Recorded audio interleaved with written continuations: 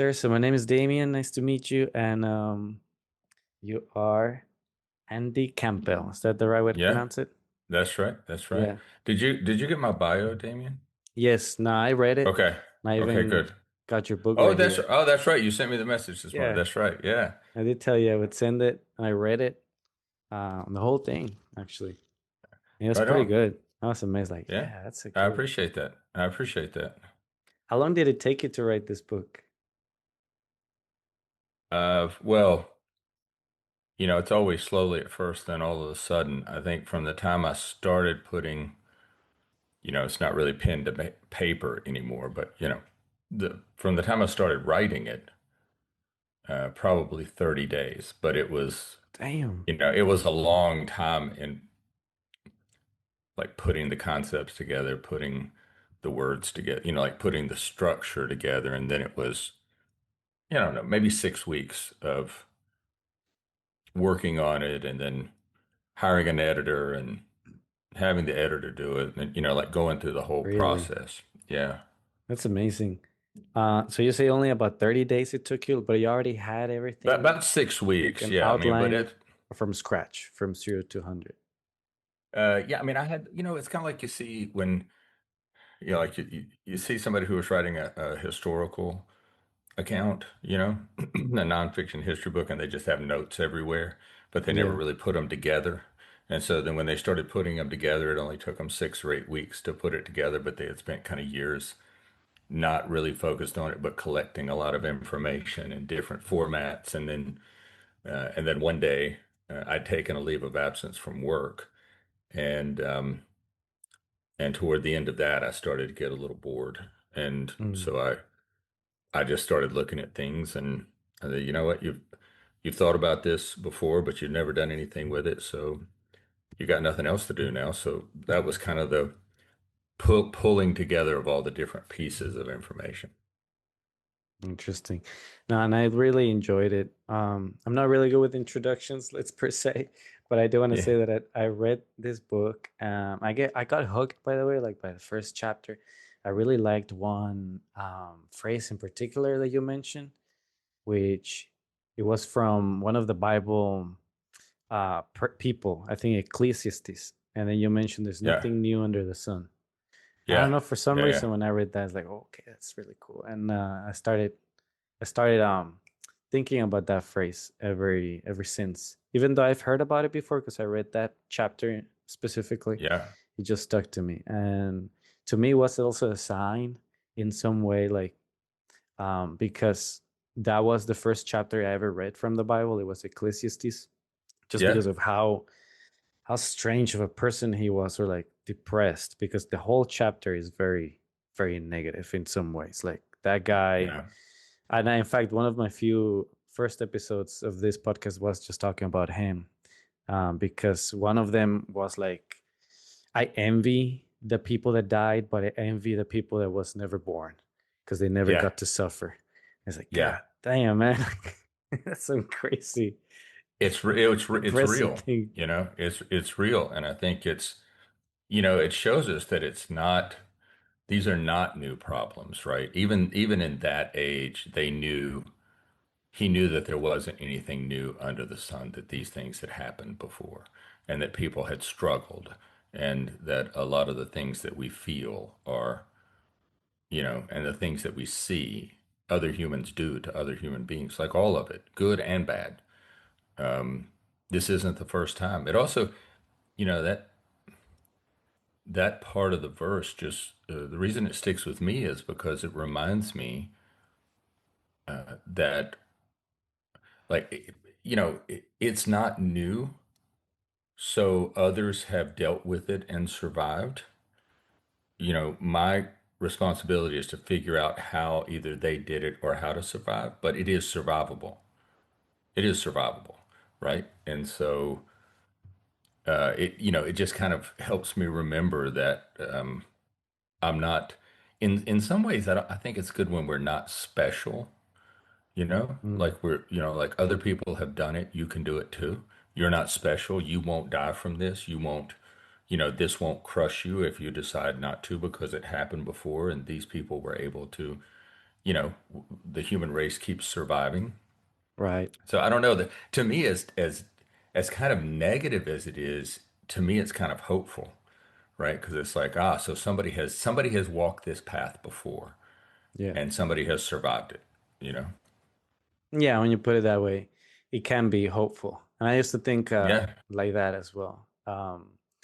But I want to move on to another one that you also yeah, mentioned. Another phrase that I really liked was don't fly too close to the sun. You share the story of the guy that had the wings yeah, made out of wax. He yeah, flew too close to the sun, so they melted. A classic Bible story. yeah, But for some reason, also when I read it again there, I'm like, oh yeah, that's true. And then I kept it throughout the days, and I was doing some things just at my workplace that were a little, let's say, risky. And I would always think about that phrase that you say, like, maybe I shouldn't be doing too much of this because I'm flying too close to the sun and I'm gonna burn out. And yeah. Well, I mean, look, you don't outrun the universe, right? No one outruns the universe. And so there are things where, I mean, that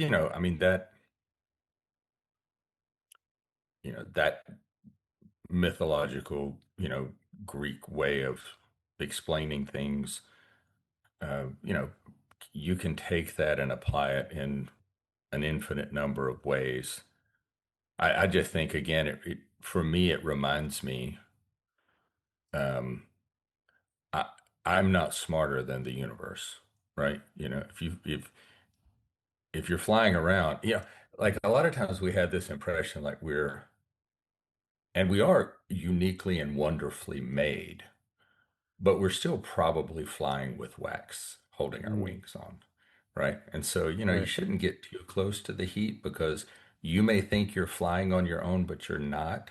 And the universe has a way of kind of reminding you, has a kind of a way of reminding you that your wings are held together with wax. As if we are human and sensible to things, like not made out of metal in that regard. Is the Yeah, way I get it. What you're talking about. yeah, yeah. So Mm, it's yeah, I think it is I think all these cliches. I mean, that's the reason I wrote these core beliefs down as kind of cliches, or the cliches to me are like meta phrases, like mm, they're they're words that are easy to remember, but they represent a much larger meaning, right? There's like all this stuff that's underneath them that is represented by these few words. And so when I started writing down my core beliefs along the years, as I would write them down, I had to write them down into, what I would think of as kind of a cliche, but a phrase that I could remember and refer back to when things got bad, or when I wasn't sure what to do, I could refer back to it. And those words, those meta phrases would remind me of everything underneath it. Why? It's an interesting thing you're mentioning. You mean to say that along the days as you go by, you're actually writing down things as they come up in your head? Like, do you have an in the phone, like phrases or a little book? Um, I jot them down on paper. I'll put them down on in the phone in notes. I'll make a voice memo. I'll scratch it down on something that I'm doing at work, and like write it down in some. It's mainly, to me, these are things that I think I've observed, you know, and so if I observe them happening enough, then I start to think, oh, well, that's something that you should remember. You shouldn't have to learn this lesson again. It keeps coming up over and over and over again, and so if I've observed the world working a certain way or people behaving a certain way, like the one, there are no hard decisions, only hard consequences. Right, I I had love that one. observed, Yep. yeah, I had observed people. You see people all the time, you hear people all the time say, well, I don't know, that's a really hard decision. And when I was going through cancer, through the chemotherapy treatments, there got to be a point where the cancer was killing me. I mean, the chemotherapy was killing me faster than the cancer, and I had to come to a place where I made the decision. This really quiet voice was telling me that I needed to stop doing the chemo. And then there was this really loud voice that was telling me, no, you shouldn't stop chemo, and here's all the bad things that'll happen to you if you do, right? You'll end up dying this horrible death, and you won't be able Mm, to see your wife, you won't see your children, you won't get to accomplish any of these things. It's just terrible. You can't. Um, but I ended up going with the quiet voice that I felt was more accurate. And what happened was a series of events occurred over 90 days. Some very important events occurred over 90 days after and only because I chose to stop the chemotherapy. And then my oldest daughter found a trial, a cancer trial, and I was like a perfect candidate for it. And they got me into the trial. And so a lot of these things you don't notice until you look back on them. And I looked back on it and I said, wow, was that really a hard decision? And I thought, well, it's actually, I knew what I was supposed to do. I knew, like, there was this little quiet voice that was whispering to me what I needed to do. And that's, I kind of observed in my own self. And then I thought about other people that I knew. And that's where I wrote down there really are no hard decisions. There's just hard consequences. And the mm, problem with hard consequences are they're just what you imagine. They're either your historical, your past experience or what you imagine. And I think humans generally are designed to be risk averse or, we try to manage risk. And so in doing that, in no time when I was thinking about the possible consequences, did I ever think, oh, one of the possible consequences is I'll go through this 10-day water only fast and that'll reset my immune system. And then I'll do this other fast and then I'll do one more chemo. And then I'll get into this trial. And over 90 days from now, I'll be in a trial that will end up saving my life. Like that was not one of my consequences, right? That was not one that I could imagine because it had never happened. So there was no way for me to imagine it. Um, and so that's where I wrote down they're only hard consequences. And those aren't even more likely than not the hard consequences that we imagine aren't real. They're not the way it'll work out. It's just the way we think about the problem. So now when I hear people tell me, oh, I don't know, Andy, that's a really hard decision, I share with them that maybe it's not a hard decision, right? Like if you took the consequence, what are the consequences that are making this a hard decision? And then when we talk about those and we separate them, then you can have the conversation about, well, what is the right decision to make? What's that quiet voice telling you you should do? Do you know what you should do? Well, yeah, I should make this decision, but man, and it's like, okay, so you don't want to face the potential negative consequences, but you know what the right decision is. And I think most of the times we just have to have the courage to do the right thing. And mm. then what I've found is that most of the time, not always, but most of the time, the consequences we were fearful would happen never occur, right? And so Yeah, I think it's I just a good agree. practice to think about decisions separately from the consequences. I love that. And I do agree this because there's another phrase that goes that something like all of our worst fears in life, something like 95% of our worst fears in life never happen, or Yeah, 95 of our nightmares never happen, and only I think 4% that's of that absolutely true. happens to somebody else, and then 1%. It's a really strange phrase. Like, I don't remember it correctly, but it's something along the lines of what you're saying. Like, our mind will play much worse case scenarios than what actually ends up happening in And we reality. need those, and I mean, it's like we just have to, I think, we are separate from the other animals in our ability to reason. And one of the places I think humans should reason more is about decision making, you know, and because we can use our reason to separate the decision from the potential consequences. And then we can look rationally at are those consequences, are there really high probabilities? Look, we're designed to take consequences and factor them in, and we should always factor in consequences. But we should then be reasonable and rational with ourselves and say that those consequences are only what I am aware of. Hmm. I'm not aware, I can't be aware of consequences that I am not knowledgeable about, that I'm not aware of. Things I don't know, how could I factor those in, into my calculation? And so, I mean, look, being risk averse, managing risk is every animal on the planet has that. We all try to avoid death, right? None of us do eventually, but we all work to avoid death and avoid bad consequences. I just think that, look, you don't want to spend a lot of time. If you're in the Arctic and there's a polar bear nearby, you should follow your instincts and be very afraid of that polar bear. Right. Because all that polar bear is a very low probability that polar bear will be friendly with you, Makes right? sense. So all the things that you think might happen to you, you should probably count on those and trust that they are high probability. But like when I stopped chemo, I had no idea what the rest of the universe. Like so, Mm. one of my I guess kind of approaches to this thing is I'm a big believer that we have to give God whatever someone calls it. If they're not a believer in a creator, then your instincts, okay, the universe, the higher power, God, the creator, whatever it is. For me, it's God, a creator.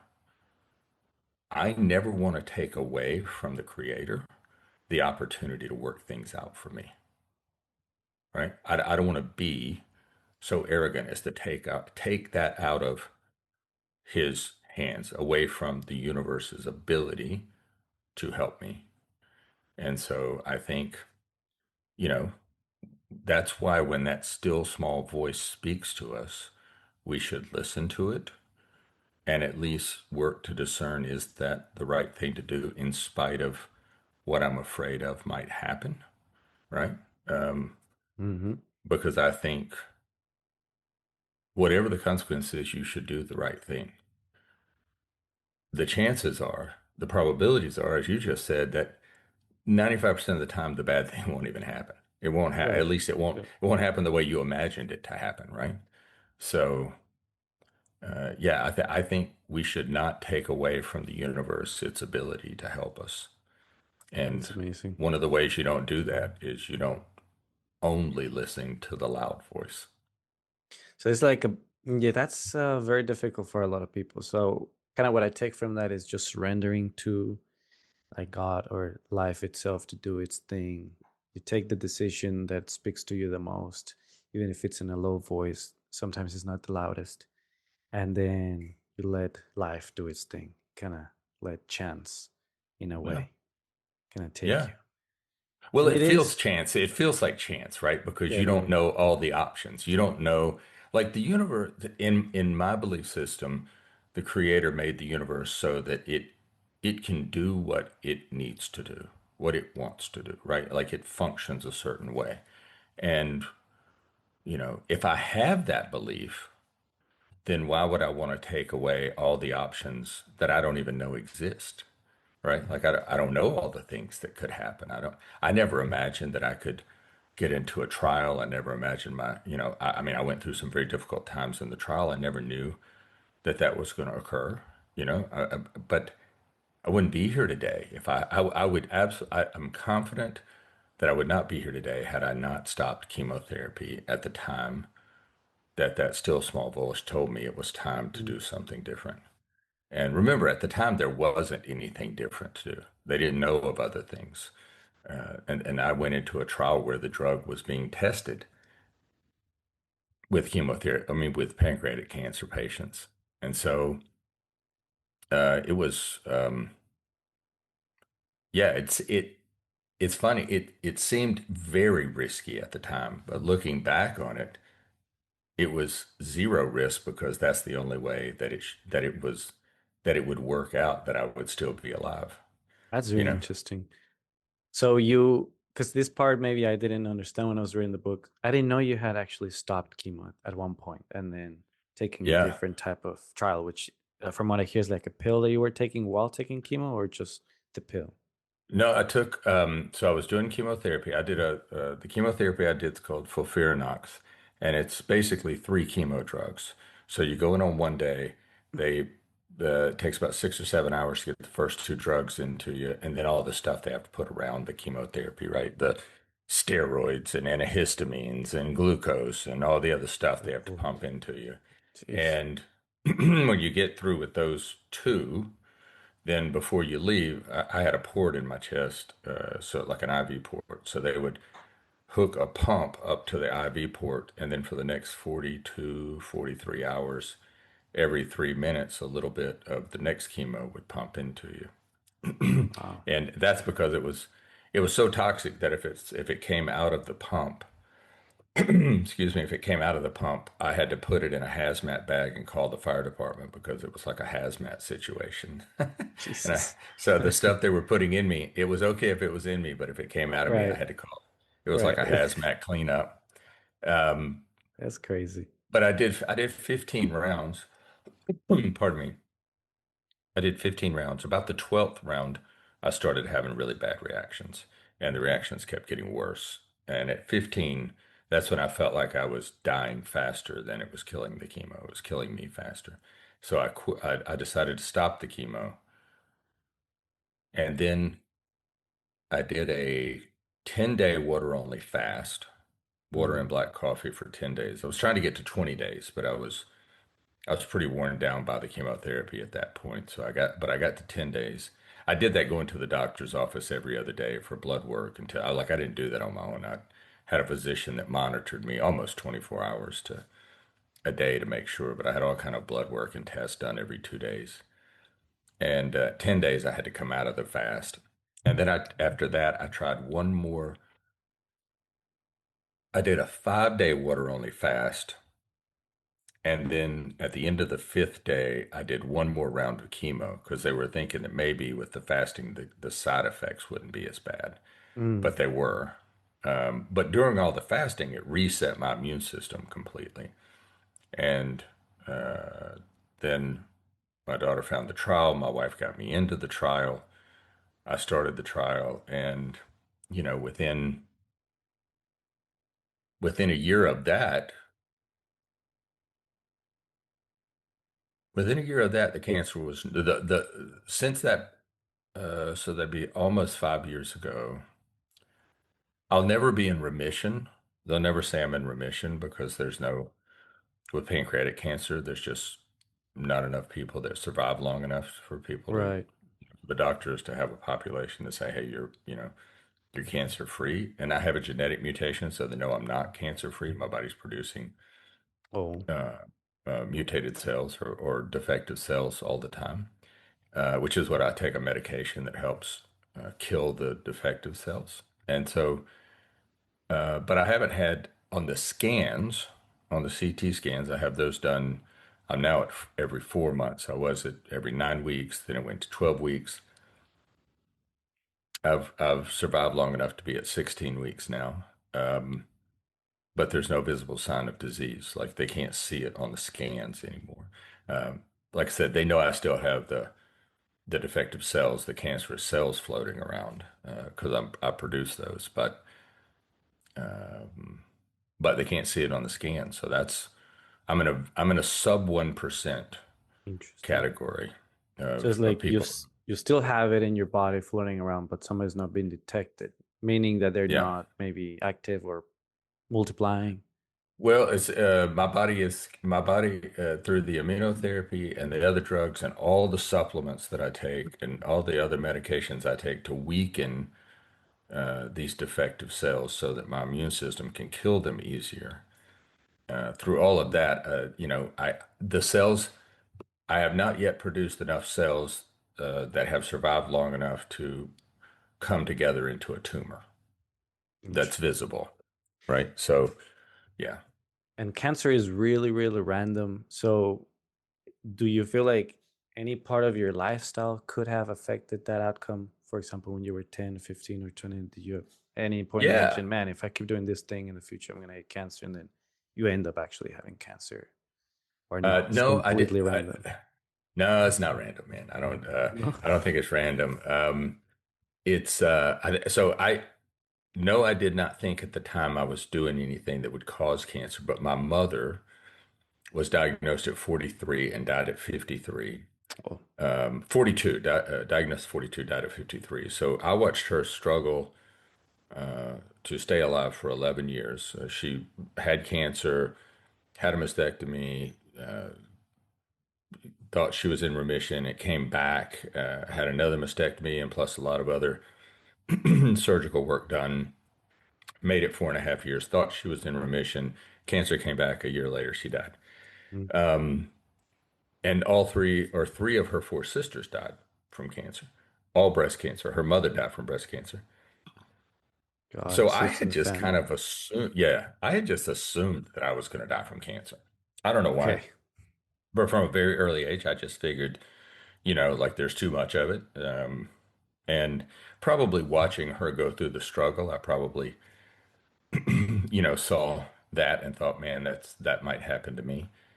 But I did, when I was a child, I had to deal with sexual abuse when I Mm-hmm. was much younger. I think that leads to a lot of, subsequent behaviors and things. Like I was bullied, lost a lot of self-esteem, lost a lot of confidence through the whole sexual abuse time. That led to some other things that took me a long time to get through those. Losing my mother, who was very dear to me. My father traveled 5 days a week, sometimes six, for work. He was only home a day and a half or two a week, and so my mother and I, I really grew up with her. Literally grew up. It was just like she and I. And she worked full time, but that's who I knew. So losing her, I think what happened though was as I grew up and then got married, had children, I thought I had all those things solved, put away, boxed up, but I didn't. And I had a pretty uh, I had a pretty a very party oriented lifestyle Mm. that I think was primarily can be attributed, back to just the kind of the natural things that come out of the unnatural act of sexual abuse of a child or minor. And eventually, I think those things caught up with me. So I have a genetic mutation called a BRCA1, a BRCA mutation. It's very prominent in breast cancer, and now they find that like 10% of pancreatic cancer patients have it, and maybe going to 20. And but it's basically a defect in your DNA that doesn't produce a protein that allows defective cells to be produced, right? And so that's why they know I still produce them because I have this genetic mutation, so I'm more likely than not always producing these defective cells.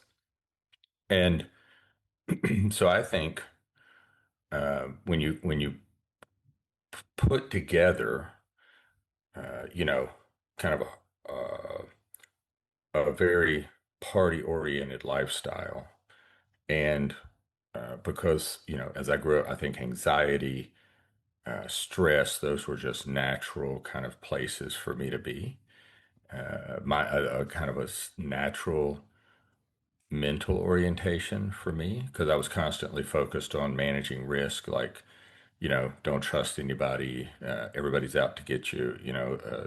No one can be trusted. So you're just living in this heightened state of awareness all the time, right? Like this heightened state of fear and anxiety. And I trace, really all of that back, most of all of that back to the childhood sexual abuse. And so I think all of that stuff and the party lifestyle working to kind of numb the pain or get away from the pain. Um, I think all of those things and having that genetic mutation, I had a weak link in the chain, and I think it all contributed to me getting cancer. I got cancer. I was diagnosed when I was 53. I just turned 53. My mother died just when she was 53, and so Mm. I went to the doctor because I told my wife we were out. My stomach was hurting, and I'd been complaining about it some. And she said, "You really need to go." And I said, "I don't want to go. I'm I think I Right. just turned or was about to turn 53, and I said, I know I'm going to die when I'm 53. So I don't want to go to the doctor because I'm going to, and she said, well, if you don't go, you're definitely Yeah. going to die. If you do go, you might not die.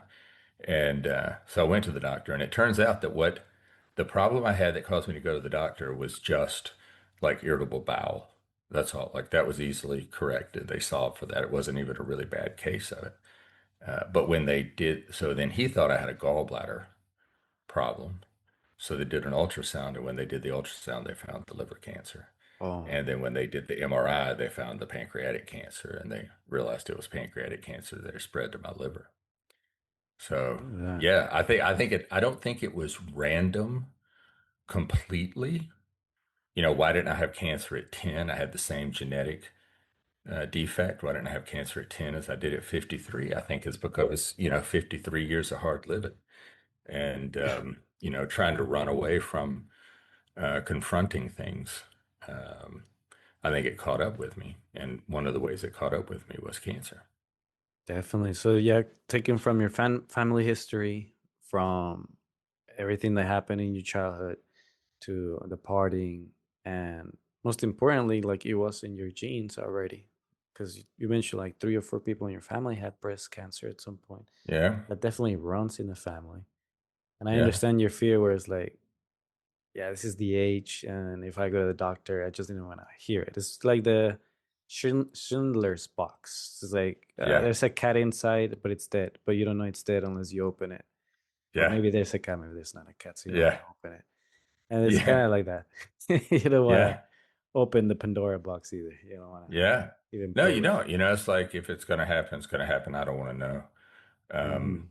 But what I would tell people is that was a really poor way to look at it. You do want to know. There's a lot of targeted therapies available today. The understanding of cancer cells and how they function and what's involved is it's massively different. Pardon me, it's massively different even today than it was 7 years ago when I was diagnosed, right? It's not even the same universe. And that universe was not the same universe as my mother was diagnosed in the late 70s. It's like the difference between Neanderthals and going to the moon. And so yeah, I would say do not approach if you're concerned about cancer, you know you have a genetic defect or you've had it in your family, you can get whole genome sequencing done now for like 4 or 5 less than $500. Get the whole you can get for for probably $250 or something like that. You can get a whole cancer panel. If not the whole genome, you can at least get the cancer panel, although I think the whole genome is worth it. Mm. Find a way, don't buy lottery tickets for a month and buy the whole genome sequencing.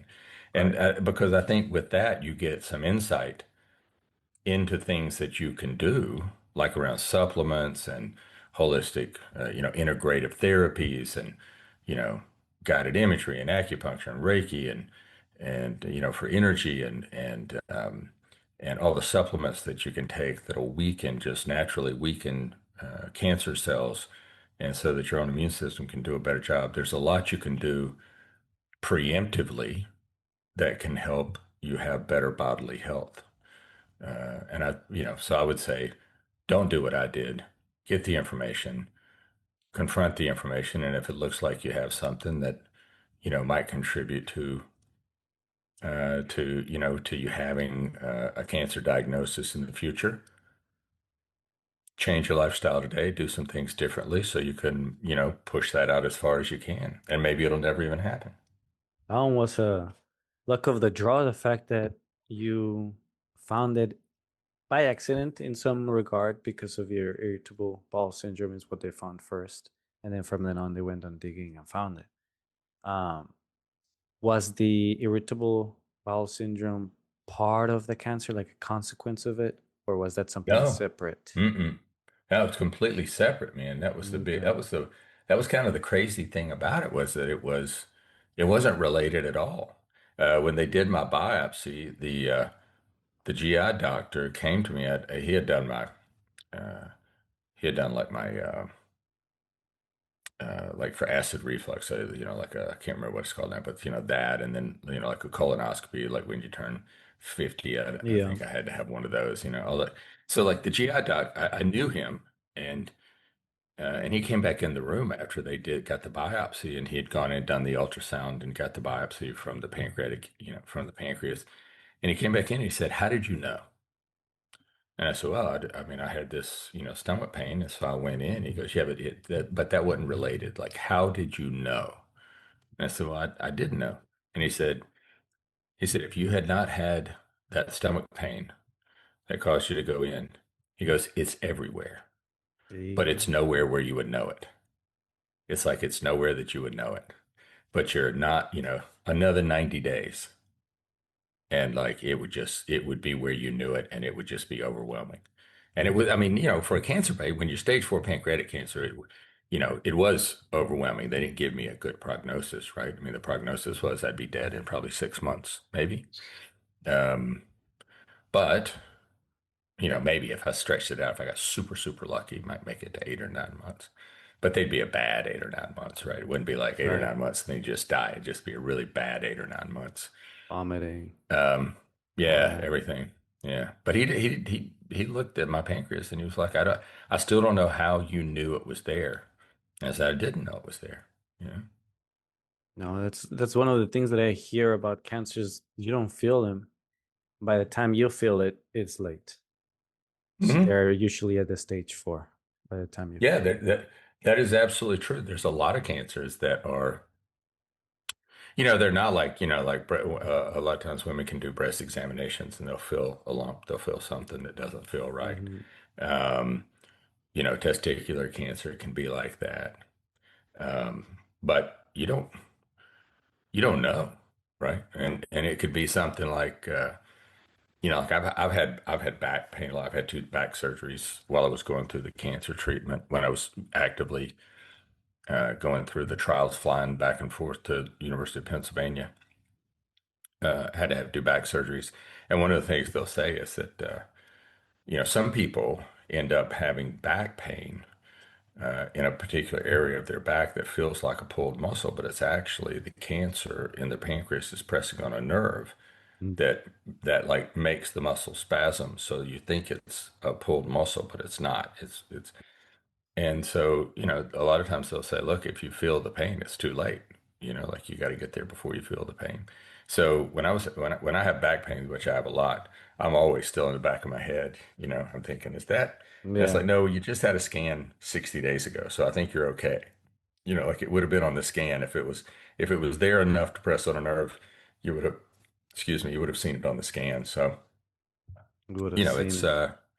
yeah, but those things are always in the back of your mind because these cancers are not something they I don't like to say they're sneaky.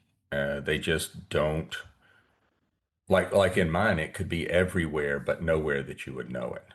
Hmm. And then all of the sudden it clamps down on your bile duct or an artery or something, and right all of a sudden you're like, "Oh my God, I've got this problem." And then it's too late because yeah, it doesn't until when you feel the pain, a lot of times it's too late. It's too late.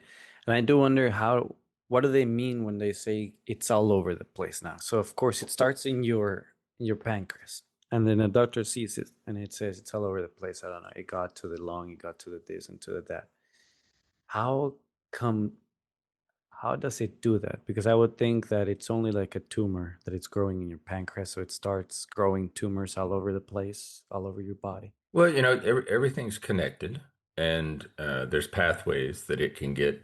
So like it is common that that pancreatic cancer spreads to the liver because the bile duct from the pancreas connects over to the liver. Like there's a pathway that these Makes cells can sense. get from one way to the other. I was very blessed in that it had not reached any of my lymph nodes. So but it's also the pancreas is very close to the lungs, so it's common for pancreatic cancer to make it to the lungs. Mm. Um, but it didn't get to my lymph nodes where it would spread around and go to all over the place. But it did. the liver is right next door to the pancreas, and they share some connections that allow for the travel of the defective cells, what they call to the distant organ, so not from the original home of the cancer. So like for me, the distant organ was the liver, so it Right. made it over to the liver. I have a random question here. Have you ever Yeah. taken a one of those giga counters or radioactive counters on your body? Are you No, radioactive I by don't any want to know. chance? No, You I want don't to want to know? know.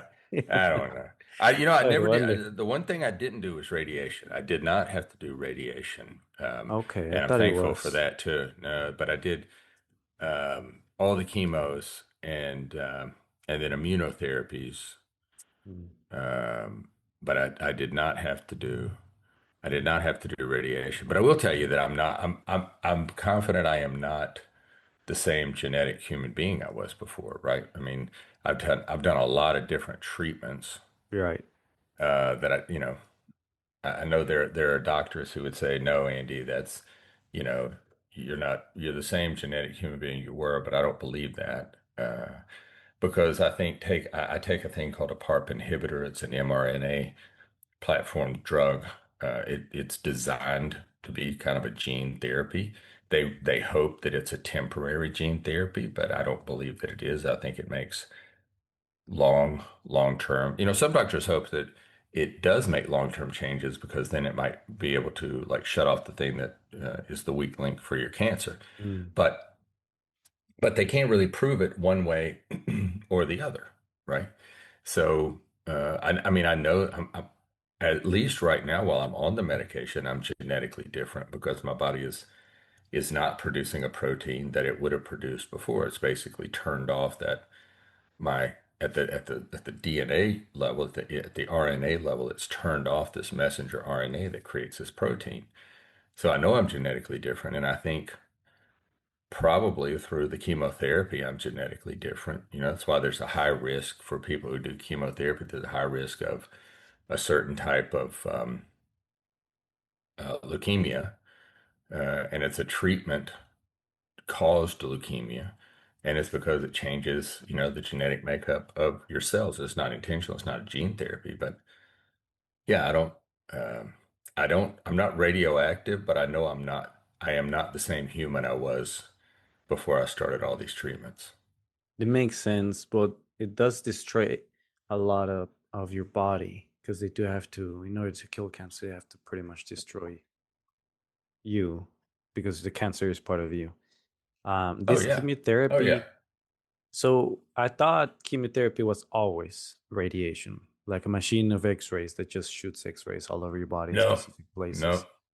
no. How, so what it is that they put in there that is meant to kill the body? Is it because you did mention some fluids that we're putting in? Oh yeah, yeah, Can I yeah. just, So so like the chemotherapy is and I give you my layman's view of it. It's basically poison that they dump into your veins, and the idea is that it kills human cells. What they hmm, hope is that it kills more of the cancer cells than it kills of your right? healthy cells. And they do things like when they administer it, like in my case, when they administer it, I don't know if this is for all chemos, I suspect it is. They will add mutated cancer cells really only do two things. They they consume energy to replicate. They consume energy and they replicate. Okay, that's all they do. They consume energy and they Mm. replicate, and they consume energy to replicate. I guess you'd say the third thing is that they have to release the waste product from their energy production. But really, it's two things: consume energy, and so that they have enough ability to replicate. But they're defective in that they have no real purpose, right? Like, every cell in your body goes and replaces the cells in your eyes, or replaces the cells in your hair, or your skin, or your liver, or your pancreas, whatever. Like they all have your bones, like they all have a purpose. Defective cells just consume energy and replicate. So the idea is that, like in my case, they would put, and I think this is true for most chemo, if not all chemotherapies, they put in with the chemotherapy glucose. Hmm. because cancer cells are constantly looking for energy. And so the idea is that they're consuming glucose. If you're giving them an abundance of glucose and they're using the glucose, that it's easier for them to uptake the chemotherapy, which will kill them. And that if your healthy cells are not looking for glucose, they might look at glucose and say, no, I have enough energy. I don't need any more. Then the idea is they would take up less chemotherapy by not Hmm. taking up the glucose. But that doesn't, they still, the healthy cells take up a lot of chemotherapy and it kills them. Probably easier to kill the healthy cell than it is the mutated cell, the cancer cell. So, yeah, chemotherapy is basically killing everything in its path. And it's just hoping that, the hope is that your cancerous cells are taking up more of the chemotherapy than your healthy Right. cells are. That's a Yeah. very it's a very smart way to go about it too, with the glucose. Well, Kind of like taking yeah. bait, because Yeah, that's what they're trying to do is give it a they're kind of baiting the hook, right? yeah, They want it the to bite and to take it. But I mean, cancer cells are like they haven't given up their intelligence. And so a lot of times cancer cells will learn to evade chemotherapy, right? interesting. They'll build pathways around it.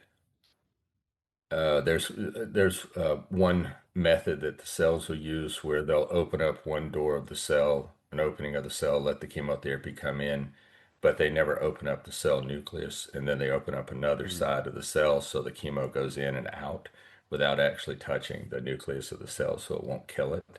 Like the cell figures Jeez. out how to lock the door. Um, I mean, uh, I tend to look at cancer cells. I think, you got to give them some respect. I mean, all they're working to do is stay alive, Right, right? Like everything else, they're just working to stay alive and they right, don't want right. to die. They're just, they're defective. So they don't know when to turn off reproduction. Mm-hmm. That's it. That's what usually they start causing problems because they start becoming tumors and just Yeah. propagate all over places where they're not supposed to be, taking more Yeah. energy than they consume more than you can have.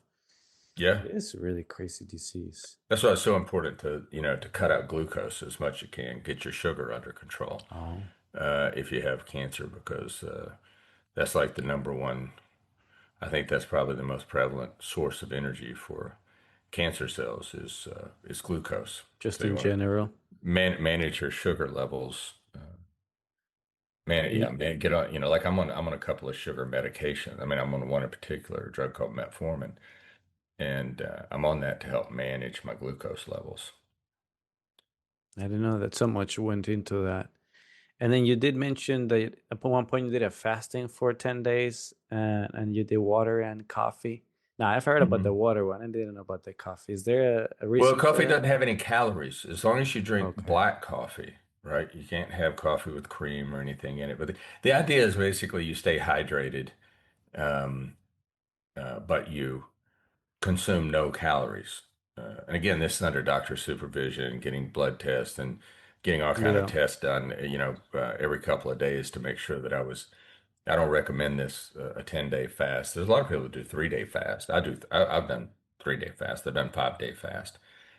But the fast, that I'm talking about, even when I do a 3-day or 5-day or 1 day, it's just water or black coffee only. Yeah. Was that a doctor's advice or something that Yeah. you Yeah. saw that may help?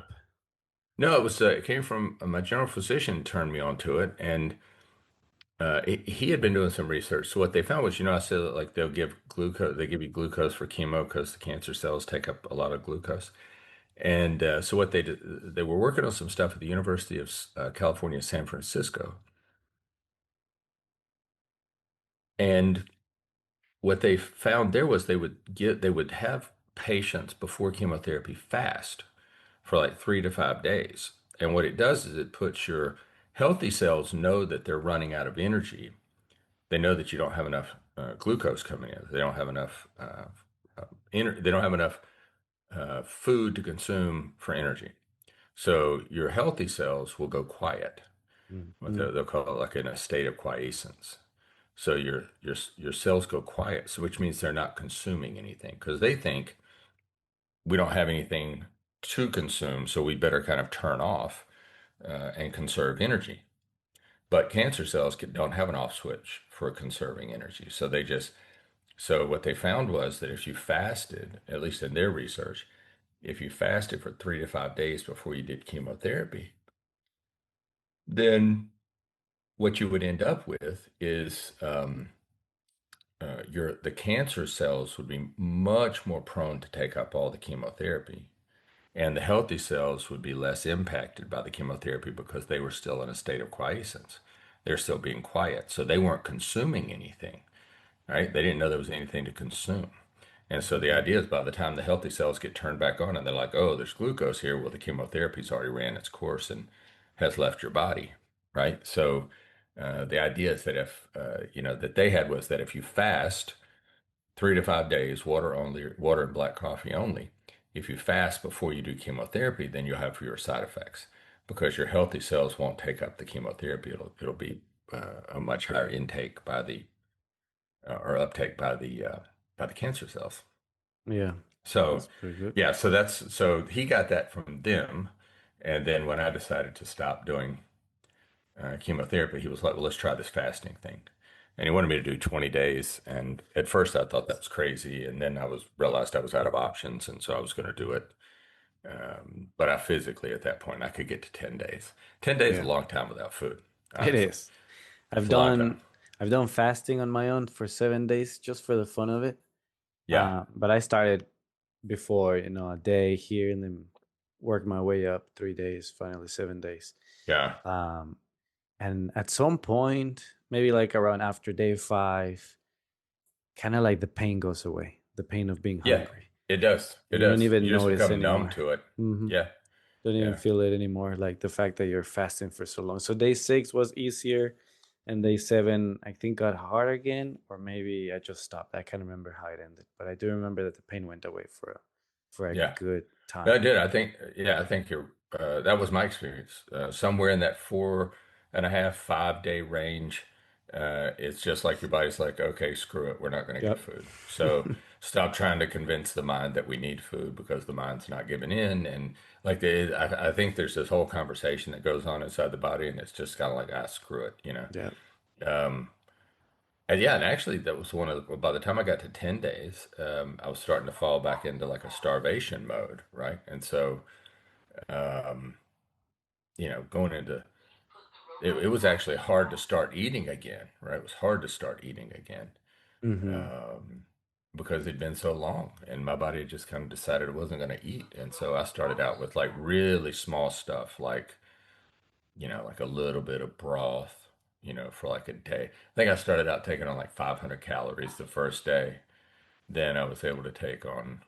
I did that for a couple days. Then I could take on like 750 and then it went to 1,000 Okay. and then a couple of days later. So it took me probably Did it very it was over proper. a week. It was over a week to kind of come all the way Wow. back to where I would eat like a full meal. That's very nice. I think the way I Yeah. did it, I just kind of, I don't remember, but I ate something. Uh, yeah, I definitely did not do it like the way you did it. So proper. Well, I mean, For me, it was just, I was in, like I said, I was in a much more weakened state. mm. And so, having done the 15 rounds of chemo before the fasting, I think, Oh yeah. the doctors were more concerned about how I was going to react to food again. Like could my system sustain it? Were they going to have to put me in the hospital to like get me an IV to get things going? But I came out of it. It worked out. Will make Worked sense. out really well. Yeah. Did you enjoy that experience of being on fasting? Because at least for me, well, for you it's going to be different because you were battling cancer as well. But for me, there came a point where I did enjoy it. Feel like Superman. Like I would see everybody at restaurants and I'd be like, "Ha, they need to eat," but I don't. Yeah. It feels like Yeah. that. Like Yeah. you don't It's need to eat. I think there was did I feel better, man? My whole immune system changed when I came out of the fast though. Like I used to hate dark chocolate. I didn't really like chocolate at all. I mean, I'd eat milk chocolate, but I didn't like it that much. And and when I came out of the fast, I only eat dark chocolate now. It has to be at least 70% cocoa. For a long time, it had to be 80%, or I couldn't eat it. It was too sweet. Hmm. I when I came out of the fast, I ate one watermelon a day, one a day. I had to go to the store, or my wife had to go to the store every day and get a watermelon for me.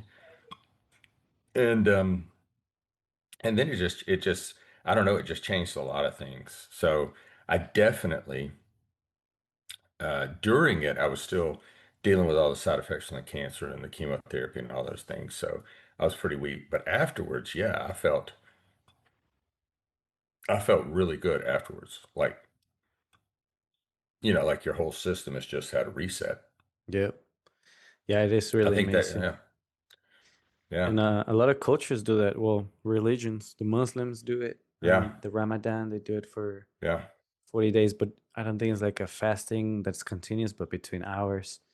yeah, Um, I don't know if Christians do a sort of that when they give up something for a month. So it is in yeah. our I don't, culture to do fasting. yeah, yeah. Well, I mean, I think all those things that the Creator tries to tell us, which in those cases, from whichever religious point of view you come from, religious philosophy you adopt, um, you know, I think the creator is trying to say, hey, I designed you so that when you don't eat, like your body cleans itself up, like it has a Hmm. chance to stop focusing on processing food, and it has a chance to kind of go back and do like a spring cleaning on your body, right? It has a chance to go in and kind of not just kind of vacuum the floors, but now it's doing the baseboards, cleaning all the windows, getting all, it's like it's doing the whole thing.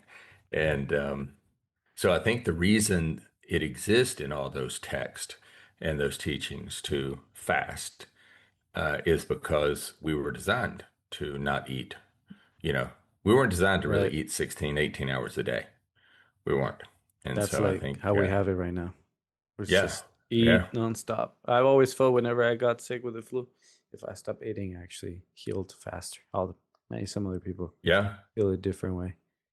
No, no, no. But I yeah. think that's what was it? Feed a cold, starve the flu was what my grandmother used to say. A lot of people used to say that. So I think that's absolutely I think what they didn't realize was that by starving the flu, what they were doing was kicking off Mm, an autophagy process inside the body that was generating immune system cells that were going to go out and kill the flu bacteria or the right. flu virus, right? Like they didn't realize like that's what was going on. They'd just say, well, starve a flu or Start the feed a flu. cold, starve a flu, something like that, whichever one it was. And yeah, I think people have known for a long time a lot of the things to do, but they put them in these, cliches, these ways of remembering them. And then, modern medicine comes along and it throws all of that out. I think the vast majority of that is learned wisdom. Hmm. And so I think it's true. I don't think we should. I think we should look back at what our ancestors did and think really deeply about it because I think whether they could explain the underlying reasons or processes for why something worked, they have observed it. So I don't think we should just throw it away, right? Right. There's a lot of learned wisdom that's there. There's a lot. And a lot of the things that they used to do, like another phrase is food is the best medicine. As in, whenever Hmm. you're having issues, let's say with an easy one like acid reflux or gastritis, Hmm. it's just the food that's causing all that stuff. And then you gotta eat different types of food, more vegetables or less, like one ingredient type of meals rather than those that have Hmm. 50 ingredients. Yeah. So that in that So case, yeah, basically anything that's good, you got to cut that out, right? yeah. Cut anything that's good. So there's definitely a lot of good, I guess, in our like the natural way. Um, but yeah, I'm thinking gonna change the subject a little bit here. But Yeah. there was something else that you also were handling that was very difficult. While, from my understanding, well, when reading the book, it was also while you were going through the cancer. Mm. And it's something that even for me is kind of hard to ask because it's really hard experience that you had. But I do feel like you need to give justice to your experience, and that is that you had a son that unfortunately went through a suicide. Was Yeah. that Yeah. during your It was. chemotherapy? Yeah. Well, it was after. It was after the chemotherapy.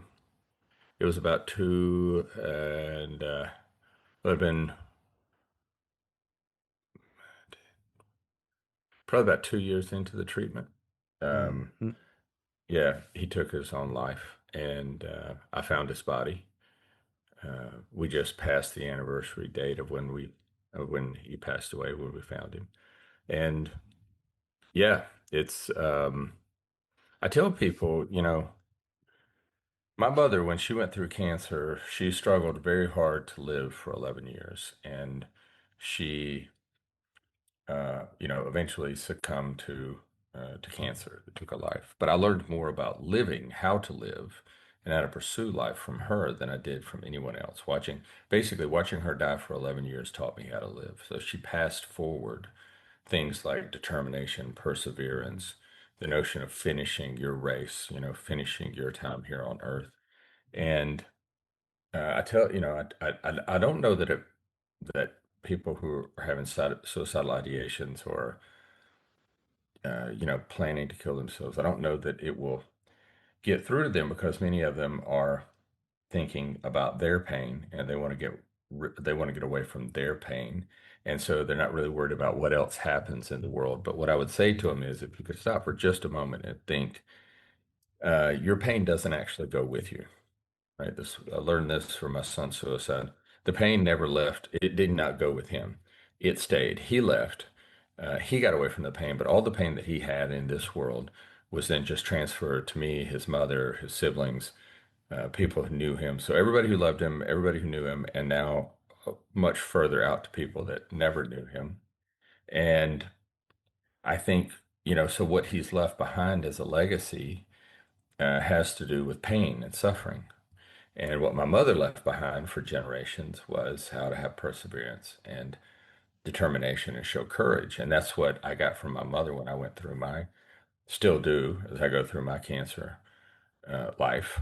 Um, I look back on what she shared with me, which was, to be courageous, have courage and, and be determined and persevere. And so I think Right. for someone who's considering suicide, I would just ask them to think about what I think is the reality is your pain will not leave you.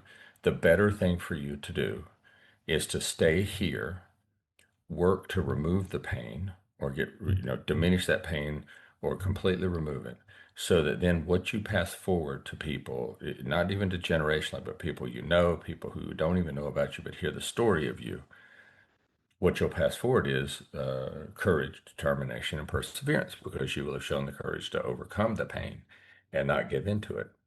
And so Yeah. I would just say, for people who are contemplating suicide, I think I have some insight into why you would contemplate that. I mean, I've been in some pretty dark places myself. I've never really been, maybe a couple of times, kind of toyed with the idea of going through the chemotherapy and some of these other treatments. But I mean, I certainly can appreciate someone being at complete despair, hopeless, feeling that life is not worthwhile. What I would say is, yeah, life actually is worthwhile. You're an invaluable thread in the fabric of the universe. Your life is tremendously valuable, incomprehensibly valuable, and that you should stay. And Hmm. that what you should do is stay and work to rid you and the world of that pain, and then leave behind a legacy of perseverance. That's beautiful. And that is really, really, really difficult topic and difficult experience because that's a pain that I've never known. I hope I never get to know. And somebody who went through something similar, which it was their sibling, it was their brother. He said, when that happened, it's like he joined the club that very few people are You part don't of, and you don't you don't want to want to join belong to that that club. club. Exactly. He would keep Yeah, saying you that. don't Don't you don't want join to be that part of club. that club. I don't wish it on I can't think of an enemy I've ever had that I would wish it on. Um, but it is sadly it's a growing club. There's too many people in it, and there's too many people that think suicide now is a way to rid themselves of pain or to get out of circumstances. And, you know, and if you believe in reincarnation, I don't really understand the point of killing yourself because you're just going to come back. So you might as well just stay and, and deal with what it is that you're supposed to deal with here. And maybe your purpose is just to confront that pain and deal with it so that that pain is removed from the universe, right? It doesn't just Hmm. get transferred to someone else.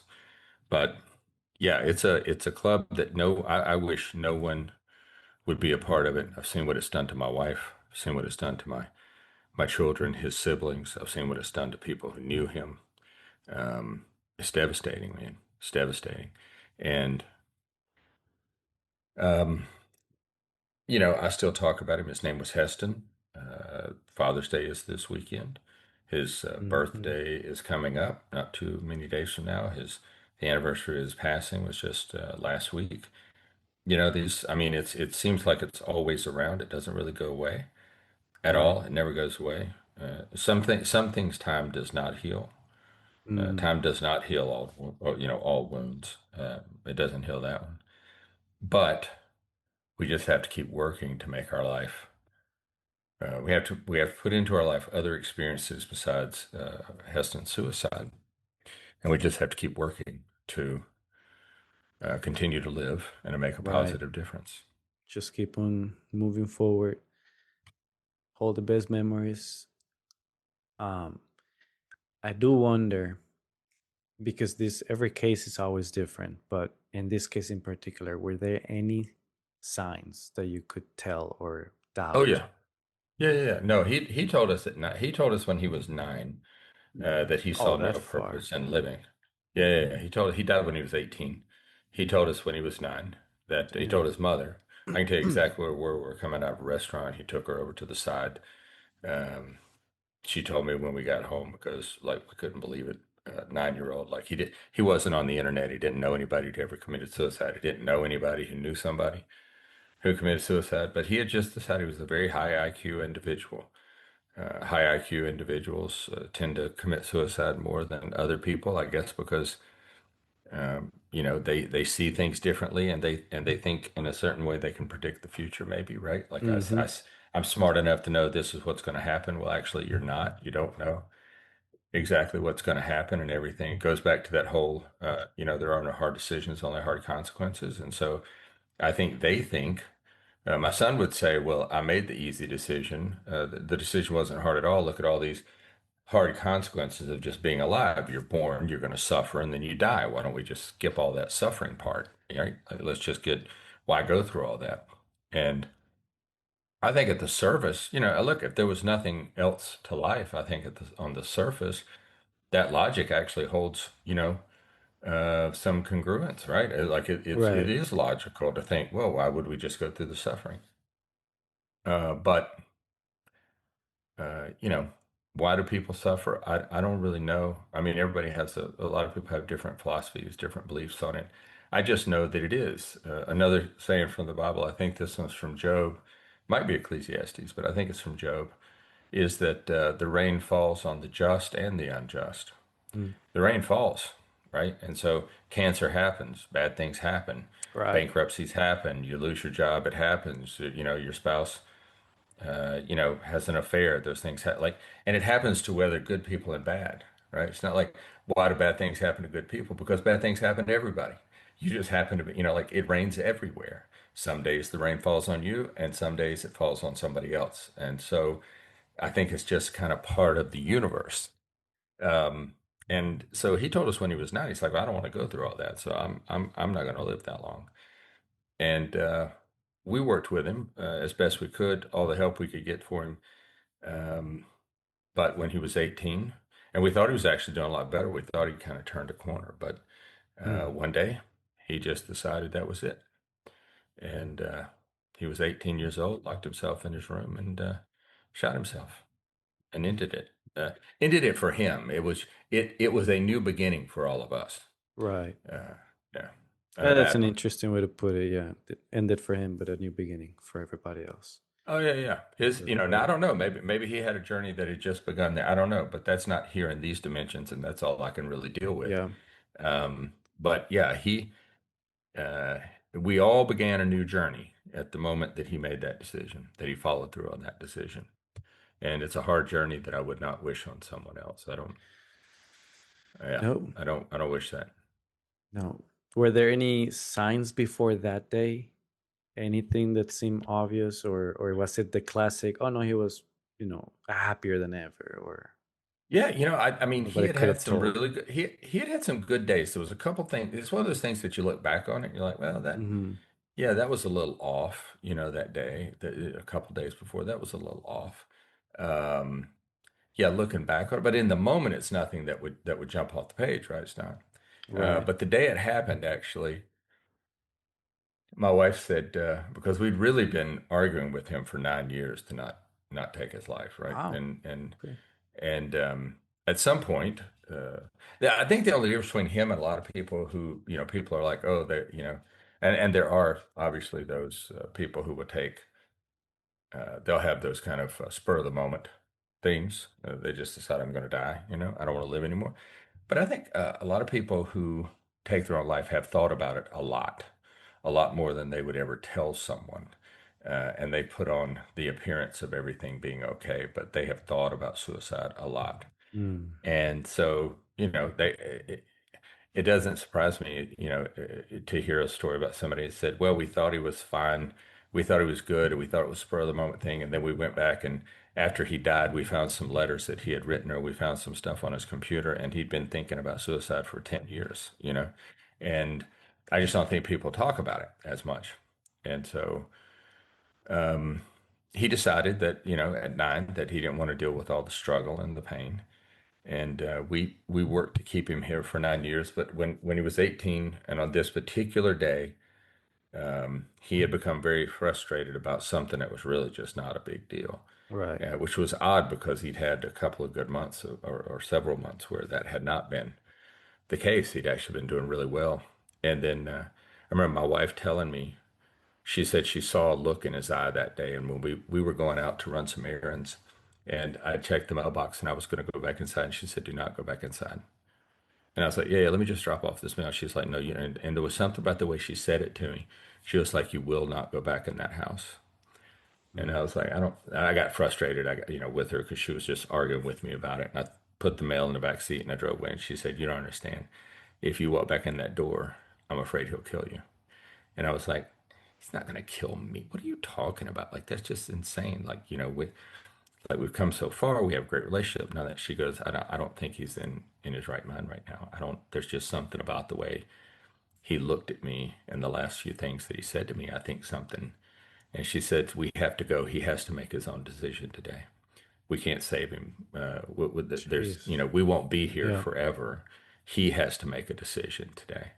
And she said, he's either going to damage the house, he's going to harm the dogs, or he's going to kill himself. And I told her, I said, none of those three things are going to happen.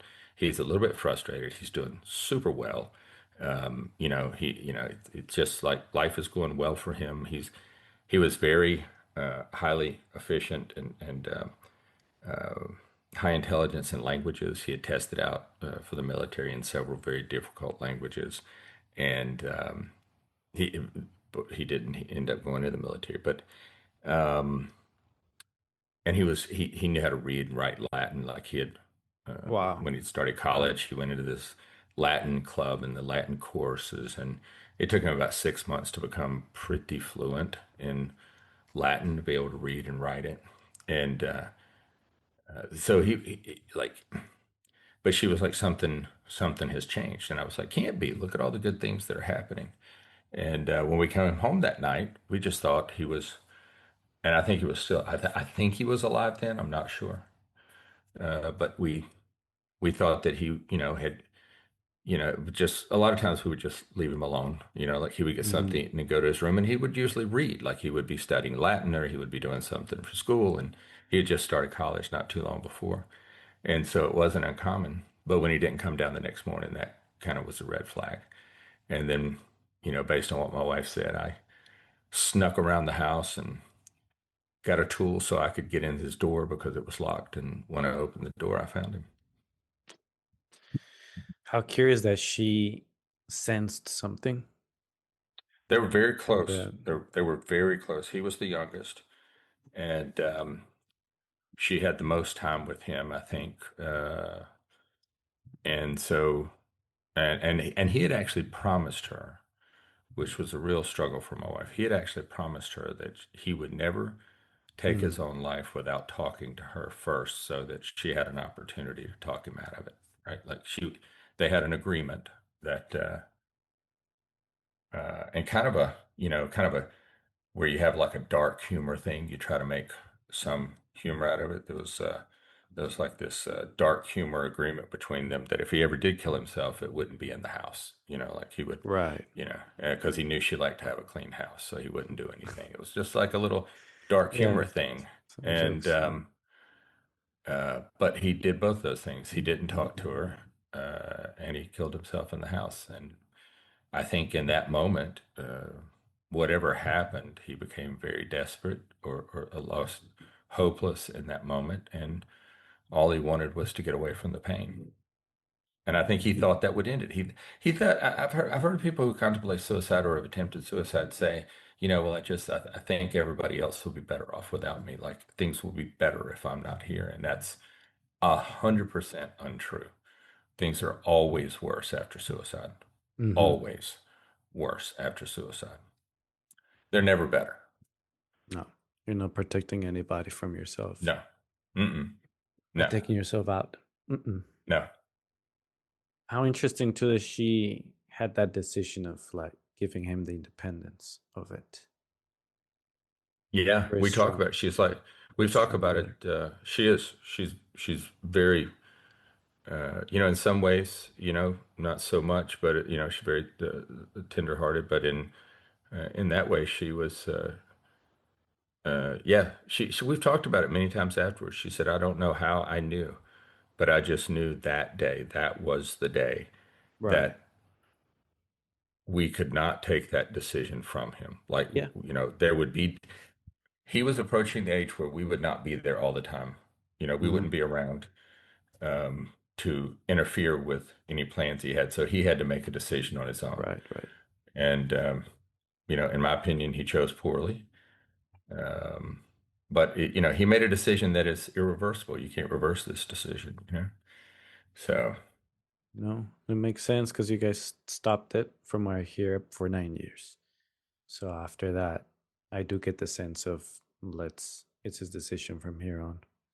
yeah. Well, As I the take funny thing was, I it. realized afterwards it had always been his decision. Like we had basically influenced him. I think we had, but he had been the one who decided that he would not kill himself. And I think that's the case for every human being. Like, we don't actually control other people like we think about it.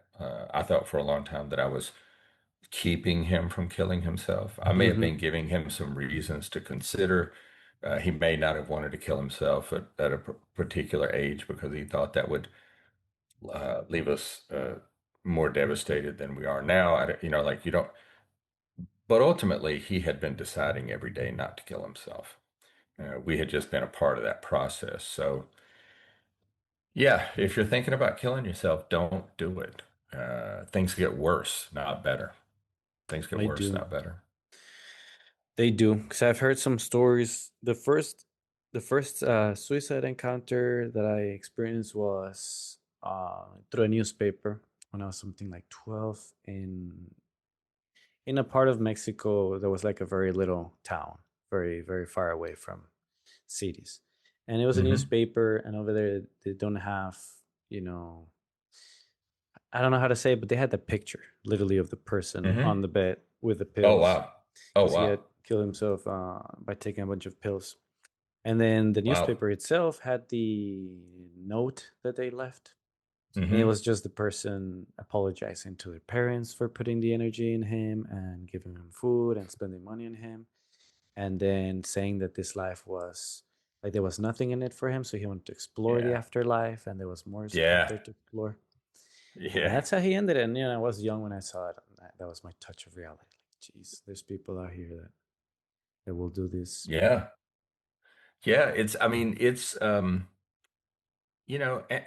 I guess to a certain extent, I kind of understand it. I can't really comprehend it, but I kind of understand. It's like, yeah, I want to go see what's on the other side. Um, my take on that is that that's not your decision to go. see the other side, right? I mean, like you're literally taking out of the hands of the universe what it had planned, how it was going to change your life, how you were going to better everyone else's life. And just by being here, you were better. You're bettering everyone else's life. And I think I kind of that kind of makes sense to me. Like this life's painful. I'm tired of doing this. I want to go to the other side. I want to see what the other side's like. But I have a strong belief that you're here for a purpose. Every human life is extremely valuable, is invaluable, like incalculable. Like you can't place a value on it. It's that valuable. Every single human life, including anyone who's listening to us now who's contemplating suicide, don't do that because you may not feel your life is valuable, but it actually is. You haven't allowed. My belief is you continue to stay alive until your body fails to the point where it can no longer support your soul. Hmm. That's when you leave, right? Like Right. that's when your soul leaves the body. And that before that, I think what it does is it just prevents every good thing that could happen in the future. And somebody who's thinking about suicide is only seeing bad things, but there's a lot of goodness that's going to happen to you in the future. And you're taking all that away. You're taking all that away. And you just we have no way to calculate what all of our actions and the ripple effects of our actions into the future, right? You could walk down the street tomorrow, Damien, or a month from now. You could see someone about to step out in front of a bus. You grab them by the shoulder and you pull them back on the street. Now you think, what purpose in life do I have? Well, that person that you saved might be the doctor that your sibling or your parents or your children one day need to do an open heart surgery and save their life. Like you don't like we don't know. There's too many pieces to calculate. So Right. I think suicide looks at, well, I'm done here. I'm tired of being here. This is painful. It's a struggle to stay alive. But you just don't know the impact you're going to have on the entire universe if you're not here. And conversely, you don't know the impact you're going to have on the universe if you terminate your own life, because all these things that would have happened just because you were holding a place in the universe while you were here, even if nothing you did was just hold a spot in the universe, everything is different. Hmm. Everything is different. Every potential mathematical outcome of every potential event is changed every moment that you're here, and they are forever changed the moment you're not. Right. Right? And it doesn't even have to be something like becoming a doctor that does open heart surgery. And I'm speaking if somebody would listen to this and thinks about it, it could be as simple as just you are there and you tell the phrase to somebody who needed to hear something, or Yeah. you brighten someone and stay. It could be just a simple lifestyle that just Yeah. I mean, I makes it guess what better, I'm trying makes to the say is world better. you could end up pulling that person back from injuring themselves or them dying, only to find out, and or maybe never even know later on that they, let's say I don't know, they write a poem or something, or they create a piece of art. They do anything, Hmm. and you are exposed to that at some point, and it changes your life for the better. Like you're just being here impacted all these things that you have no idea.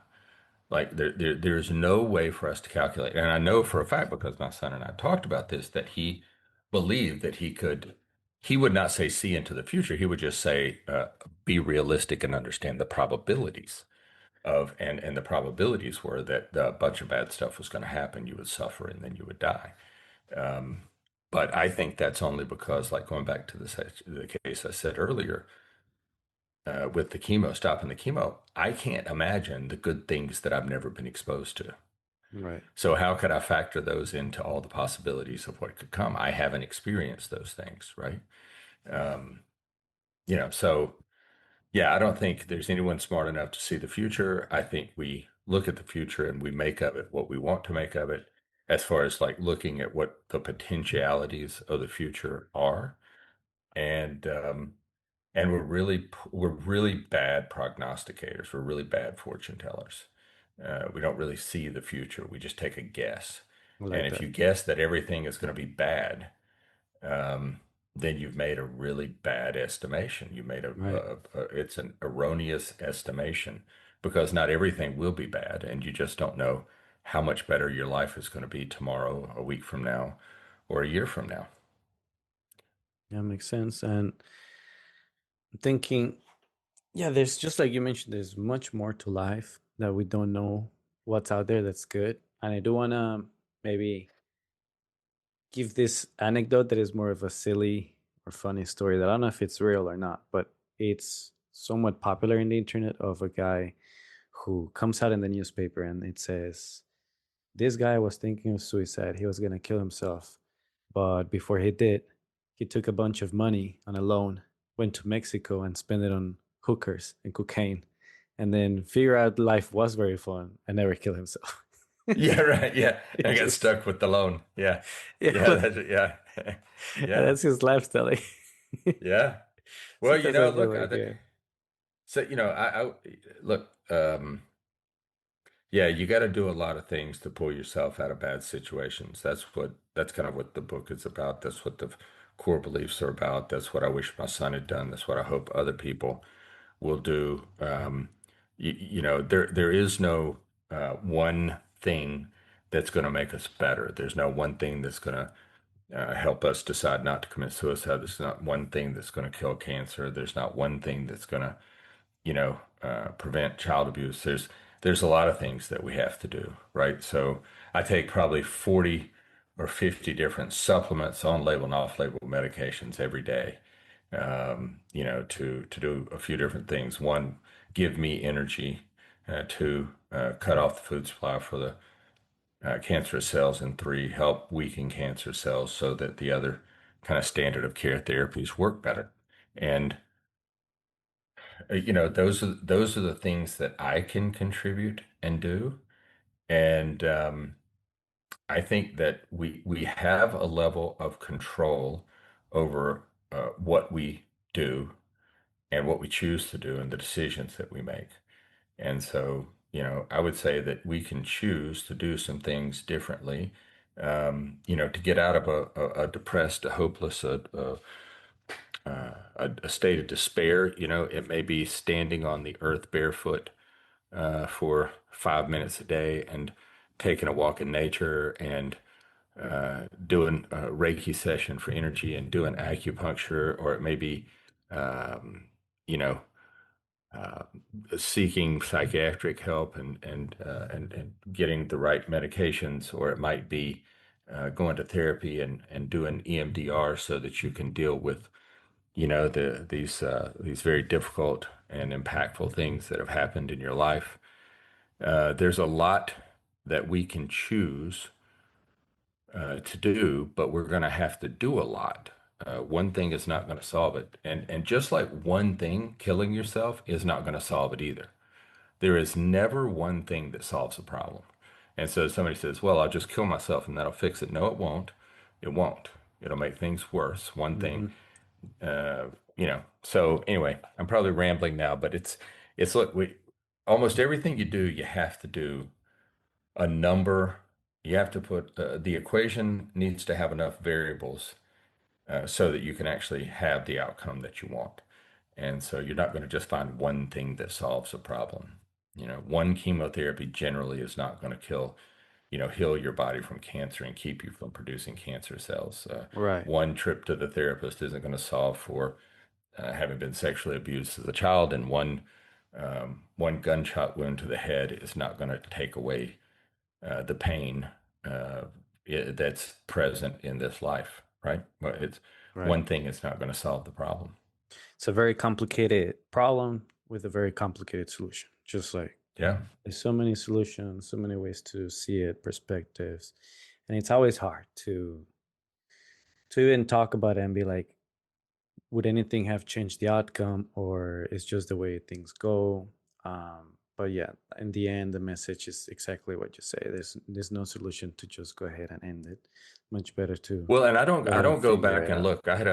I had a therapist tell me one time, I said, I was talking about the things I could have done, the things my wife and I could have done, the things I could have done, the things, Yeah, right. that would have changed the outcome. And she said, well, so she said, you think about all the things you could have done.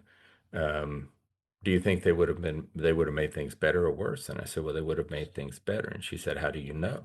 What if Exactly. everything you had done would have made things worse? What if this is the best it was going to be? What if the pain you feel from his death is the best that what is there any Hmm. circumstance under which it could have been worse? And I was like, well, yeah. And she goes, then how do you know if you had made any different decision, you would have actually caused the worst thing to have occurred?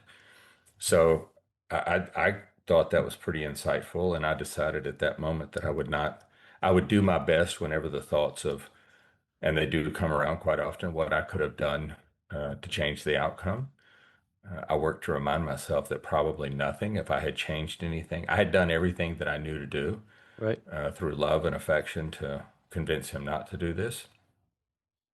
Um, but looking back on it now, I'm like, I don't, I, I work to not spend time thinking about what we could have done differently because for all we know, doing something differently could have made it worse.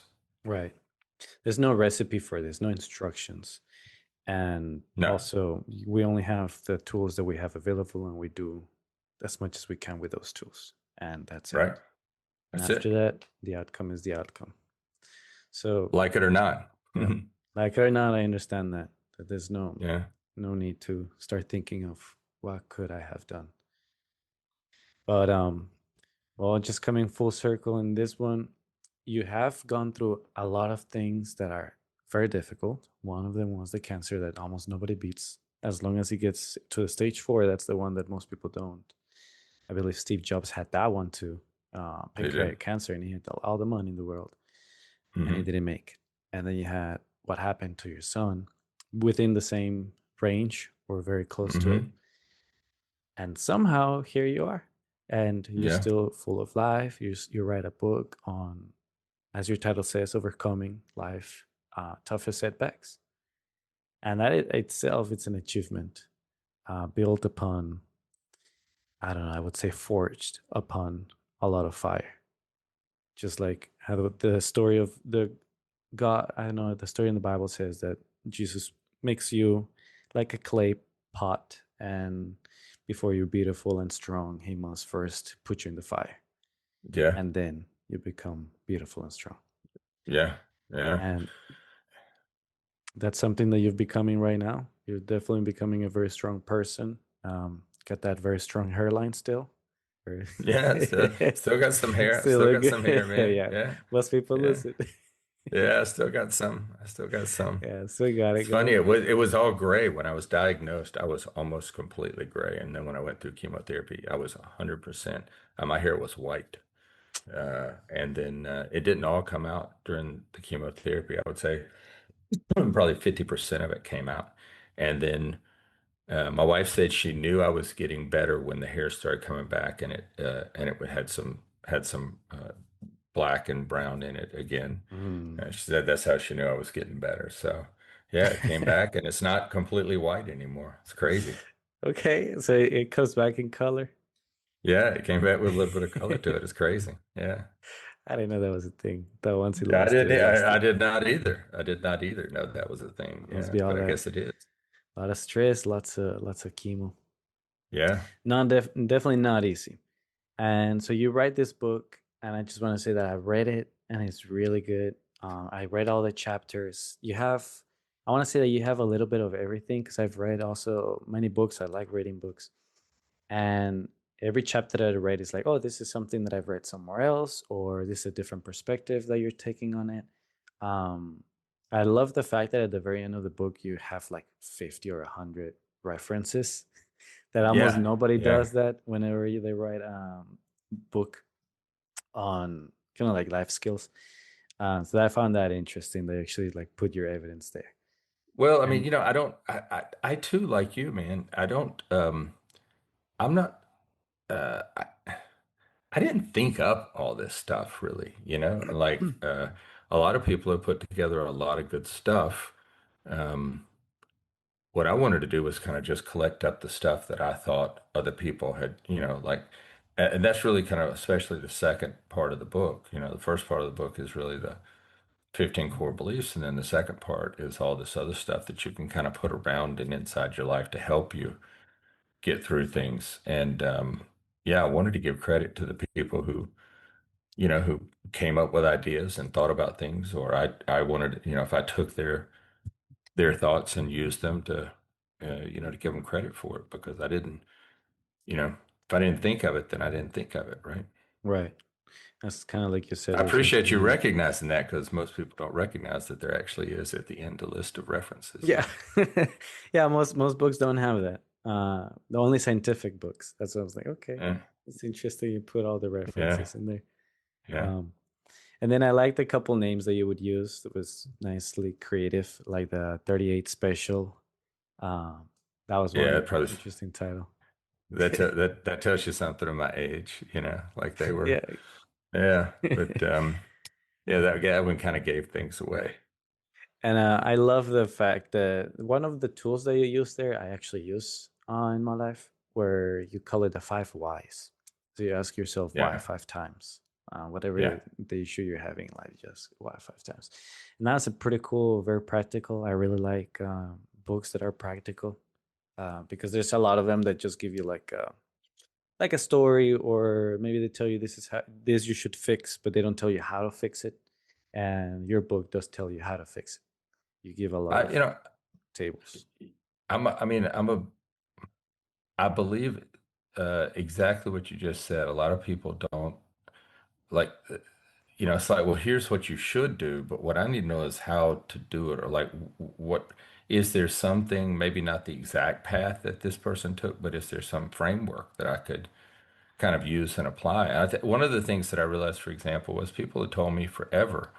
Let's just talk about the sexual abuse as a child. They would say, "Have you forgiven those people? You need to forgive them. You need to forgive people who have wronged you because the forgiveness is about you." Or Jesus said, "Forgive." How many times should I forgive? Seven. And it's like 7 times 70. Like it's a big number. You're just supposed to Mm. forgive. And when I was so one of the therapies that I did was called EMDR. I don't know if you ever heard of it, but it's like this rapid. See, EMDR, eye rapid movement desensitization or something like that. But it's this technique where they try to rewire you remember a traumatic event, you like relive it in your memory, and then they've got these sounds and vibrations going on that kind of reroute your brain and how you think about it. The idea is that then you'll be able to think about it without having an emotional reaction, like a physically emotional reaction to it. And it was only after that that I realized that I was able to forgive someone after I had processed the pain and that event. Look, if somebody punches you in the face and they say they're sorry and you forgive them and they turn around and punch you in the face again and you say, I forgive you, and they just keep punching you in the Oh, face, you're still feeling the pain of being punched in the face. So it becomes difficult to like forgive them. You can say the words, but have you really forgiven them? Because why would nope. you? They're still punching you in the face. And so what I realized going through EMDR was that all these memories were basically still punching me in the face. Like they were Mm. still actively involved in my thinking and even in my body, right? They were still because I would have these emotional reactions to thoughts. And so how could I forgive something or someone where their actions still feel to me like they're present, like they're here? And so when I went through the EMDR and I was able to start separating the emotion from the memory, it was only then that I was able to actually lose the emotional part of it enough to where I could actually forgive somebody. And nobody ever told me that before. I would have done that a long time before. Had somebody ever said, if you're struggling to forgive someone for something, or you want to move past something that happened in your life, and even if they never know and they never do anything about it, but you just want to have forgiveness, you should look into ways to work on the emotion that comes from the thing that happened to you because it's really difficult to forgive someone, truly forgive them, if you're still feeling the pain of it.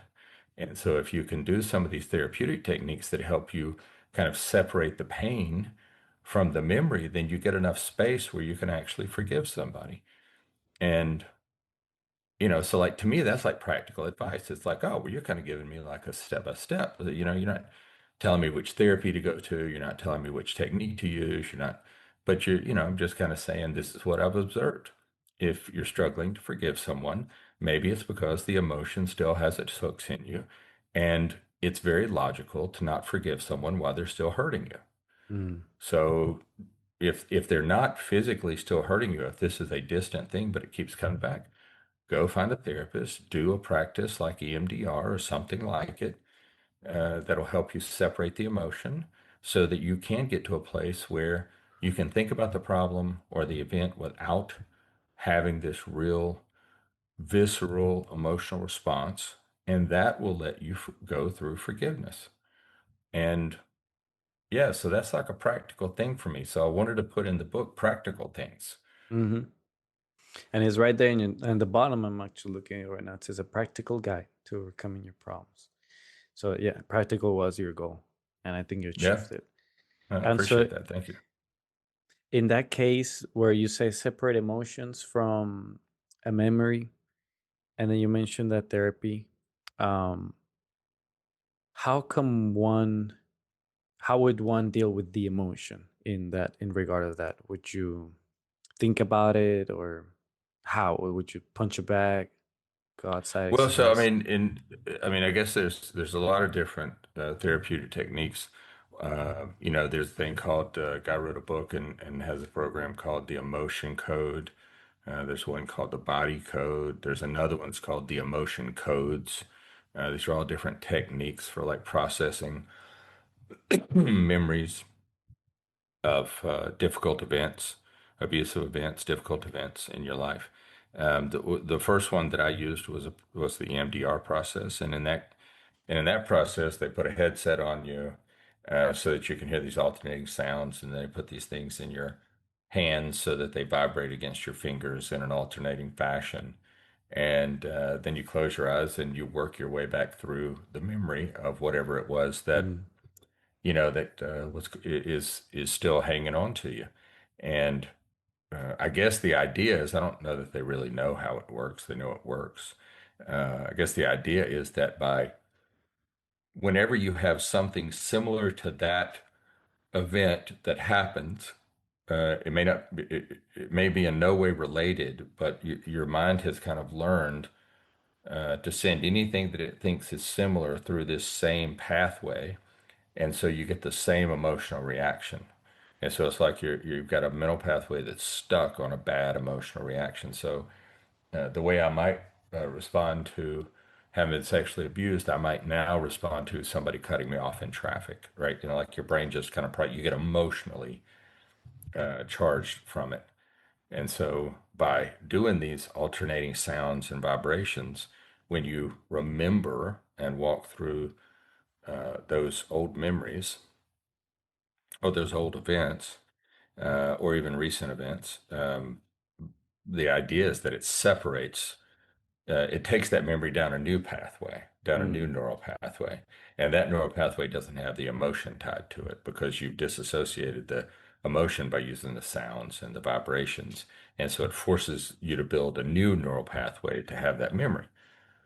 And so I think things like EMDR, CBT, cognitive behavioral therapy is good, but I think that's one that, in my experience, they tell you a lot of things that you should do, like, but there's not a lot of practical stuff for how to do it. right, Um, but EMDR was super, super helpful. Um, I don't like it. I don't like EMDR, but yeah, I did it not because I liked it, but I did it because I wanted to get better, right. right? You gotta just do whatever you can do, and that what I'm taking from this is there's many ways also to figure out solutions for problems. Like I know in the beginning you mentioned Reiki, and I've heard about that too. One of my friends does that, where they play with sounds and kind of leaves or touch your body or energies. I don't exactly Yeah, know how it goes, energies. but I've Yeah, heard about it. But like there's yeah. many, and the Hindus also have their own with their chakras and meditations. So this is something that, on and on again comes up in different cultures. Sound, a meditation with sound. Even in Asian cultures, they have the like a thing that they hate, and it does like a frequency, and you meditate on it. I mean, I've seen a couple of things, or maybe you drink a juice from a plant that has some hallucinogen, and Hmm. you walk through your memories with that on. Kind of when you mentioned, so you want to change the path of a memory or an emotion, think it in a different perspective. It's pretty cool. There's practical ways out there, a little more out there that you gotta Well, go yeah. find them. Look, my point to people is don't quit. Work to find something that works for you, Yeah. right? Work to find a couple things that work for you. Be open-minded, be curious. Don't just think that, it's never going to get better. Put in the effort, just a little bit of effort, and just go try one of those things. And then if that doesn't work, try a different one. I mean, not all psychiatrists are the right psychiatrists. Not all therapists are the right therapists. Not, every shaman is the right shaman. Like you got to find the people that connect with you and that serve your needs, that can help you. And so I would just say whatever the technique is, when I was going through chemotherapy, I did guided imagery and acupuncture every week. Hmm. Some people are like, "Hey, that guided imagery thing's not for me." It's like, okay, don't do guided imagery. Try hypnotherapy. Try, Reiki. Try that. Like, you know, do something, Yeah, right? try it all. But don't just not do anything, Right, right? because that way you Yeah. get a fighting So and chance. Yeah. and that's kind of, the point of the book and the point of like conversations like this is just to say, look, I'm not here to tell you if you do Reiki, acupuncture, and guided imagery and you do it you know, every 7 days and you do it on this schedule, then you will get better. My point is to say, look, there's a lot of things out there that you can use. There's a lot of different techniques that you can use to help yourself and better your situation. My suggestion, my advice to you is investigate those things. Find one, try one, find a second one, try a second one, and give the universe a chance to make your life better. Yeah. And I'm really loving, well, kind of just going back to it, but your book, I think it's a really good summary of a lot of teachings out there, a lot of lessons that we come time and time again. And I just want to ask you, because I've been curious since I started reading it, is what inspired you to write this book? Because it kind of seems obvious of an answer, but particularly you, what was your inspiration to be like, you know what, I should write a book on this? Um, People would come to me, or people would refer people to me that were, dealing with cancer, or later, had lost a child or had a brother or sister that was either contemplating suicide or had. Um, And like in particular on the cancer, they would, people would come to me and they'd say, "What are you doing? How are you still alive?" And I would give them this big long list of things I was doing and all the stuff, the acupuncture and Reiki and the meditation and the guided imagery sessions and all. I'd tell them all these things, and people would say, "Oh, that's just too much. That's too much. I don't want to do that." And uh, and then I kind of got tired of talking to people who kept telling me it was almost like they were putting negative energy on me, telling Mm. me that, all the things that they didn't want to do, knowing that they were probably going to die sooner by not doing them. And so one day I decided, well, I'm just going to put it on a web page. I'll put it on a website. And then what I'll do is I'll just tell people go there and read it, right? Just go there and read it. And then that kind of puts some separation between me and the people who are negative and don't want to do all the things that might be necessary to stay alive. And then I would tell people like, once you've read it, if you still want to talk, come back and I'll talk to you about it. A lot of people didn't come back, and that was okay Mm. because I didn't know. Um, and so, but at some point along the way, I was thinking about these, I collected these 15 core beliefs, and I thought, well, I don't want the same experience. I don't want to just go, talk to people about it, and then people go, oh, I don't want to do that or whatever. And I thought, well, my physician wanted me to write a book about cancer, how to survive cancer, and I didn't really want to do that. Right. I didn't really want to deal with that. And then I started thinking, well, you've been through some other things too. And when I went through the EMDR, when I went through the EMDR sessions, that kind of brought up all these things that had happened to me that, I kind of thought I had tucked away. And so then I thought, well, I know there are people who have had it worse. Um, and there are probably people who have had your exact, set of or similar circumstances, but there's probably not a lot of people. And but there are a lot of people going through any of these circumstances who may be thinking about giving up or quitting. And so I thought, well, if I could write down the 15 core beliefs, if I could put a story around them, if I could share some ways that, like some practical things that you could do, then maybe one person wouldn't quit. Mm. Maybe one of the people that I saw in the infusion centers at the hospitals I went to, maybe they wouldn't quit. Maybe they would, find a way to survive. Maybe there's one person who was sexually abused as a child and they're depressed, they're anxious, they're giving up on life, they've given up on being able to have any enjoyment or fulfillment in life. And maybe if one person hears that, that I went through that and that, and somebody says, but you can make it, maybe they will. Maybe they won't quit. If there's one person thinking about taking their own life and we talk about it, and that one person decides not to kill themselves, um, you know, that's what made me want to write the book. I don't really like writing. I'm not a Hmm. writer by trade. It's not what I do. Um, but that's what motivated me to do it, and that's why I wanted to do it because I just kept thinking about the one person who was like me. When I first got diagnosed, my general physician was that person who came to me and said, "Do not quit your job.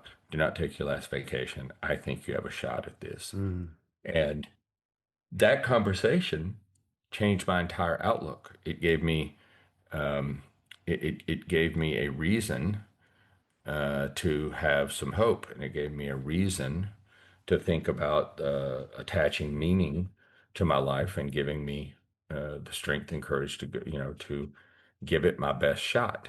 And so that's what I want to do for someone else. I want to be in a situation where somebody, by listening to this, um, will think, he did it. I think maybe I can do it, right? Like, and I won't quit today. So Yeah. that's what motivated me. I think it's beautiful as long as it helps one person. It's like the right feeling, the right Yeah. motivation And I may to never do know who that something. is, right? I may never know who that one person is, but I just kind of feel, like in the Old Testament, when Moses was going to go to Pharaoh and God's like, you're going to go to Pharaoh and tell him, this message and this was going to happen. And he's like, hey, I don't think I mean, I know you're God and everything, but you probably have forgotten that I have a stutter. Okay. Like I don't speak well. I'm not a Okay. speaker. Yeah. And God goes, that's okay. I'm going to send Moses with you. He can do all the talking. You just need to be there. Um, and so that's kind of the way I look at this thing. I take it and throw it out there. I'm not a great speaker. I'm not a great writer. But I just kind of count on God to move the universe in a way that if, that one person will find something in it that will give them the strength and the courage not to quit today. Mm. I'm sure you'll find a person like that. And even I found some help in it that wasn't on those lines, but just practical life skills dealing with emotions. Like the five whys is the one that stuck to me. Yeah. The don't fly too close to the sun and nothing new under the sun. Those three kind of follow me around whenever I'm struggling with something. And I like Yeah. it. Like in that sense, Yeah. you've won. Good. We've held Good. someone right That's here. great. Yeah, that's great to hear, man. That's And my great to wife, because hear. I also like share the book with her, and it's like, look, this part is really cool. You should read it. She read it. She got interested in it, and then she actually kept on reading. And so we did a little competition of like, let's see who reads it faster, who finishes faster. And Ah, so I right lost. on.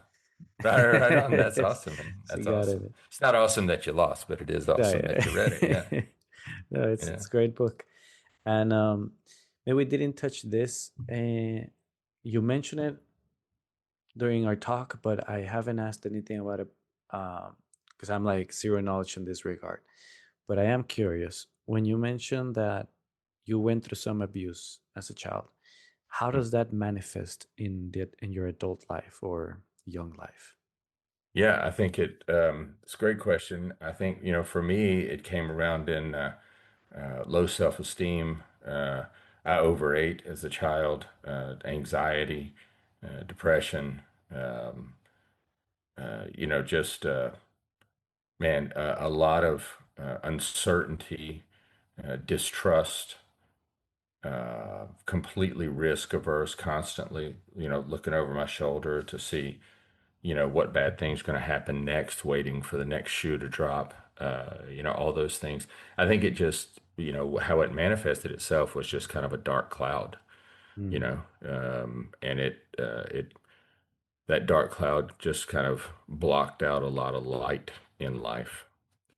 I was asked one time when I was going through some therapy, and part of it was, I want you to think back to not all of them, just pick one time in your childhood that was really good, that was pleasant, and I couldn't think of one.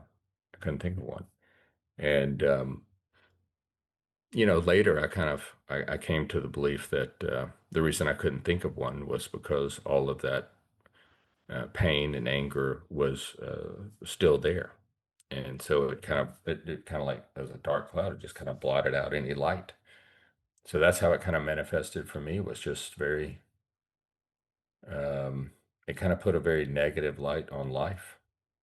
And it wasn't on your face, like you could know that this was the reason why this cloud was there, or was it an No, obvious? I thought I had all that put away, man. I thought I had Right. dealt with all that, you know, until after my son's suicide, I went to EMDR, and it started during EMDR, it starts kind of coming See. out. And and then you're like, holy cow, I didn't deal with any of this stuff, because then when you deal with it, you feel so much lighter. You just feel so much better about things, and you're like, holy cow, I could have done this. I could have done this 30 years ago. I didn't know Mm. about it. But if I'd done it 30 years ago, my life would have been so much happier. So, Right. Much more yeah, different. I just think, if people think, whether it's male or female, if you think that those kind of things, unless you've truly gone and processed those things and worked on those things, but if you're just using the line that, these things are not affecting me, I've dealt with them, chances are that you're not, and that you're dealing with them is coming out in some way, somewhere that's not positive. And it's probably negatively affecting all the people around you, spouse, children, family, friends, your outlook on life. These are things that can permeate every part of your existence. And yeah, I encourage people to have the courage. I encourage them to be courageous and confront those problems, deal with them, use practices like EMDR, other therapeutic techniques, and find a way to separate that pain so that you can stop sharing it with everybody that you meet. Mm. So from yeah, from my the way I take it is, if this is something, if there's someone out there who has experienced this and has not gone through the maybe courage or effort to address it, then it's still, there's a high chance that it's lingering or affecting your life in ways that you just don't realize or notice because it's not obvious that it's there. Would that Yeah, I mean, sound yeah, I think that's exactly right. I asked the therapist, I'm like, hey, is this like, I feel like I'm the only one. And she was like, how do you think I have a practice? You're not the only one. Everybody no, does this. Like right?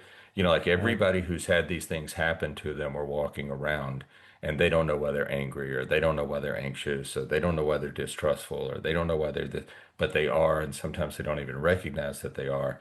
But eventually the universe, you don't outrun the universe. Okay. No one outruns the universe. Eventually the universe will bring you you will bring yourself to a place where the universe can explain to you that you should change some things. And I think it's better that you bring yourself to that place before the universe helps you with that problem.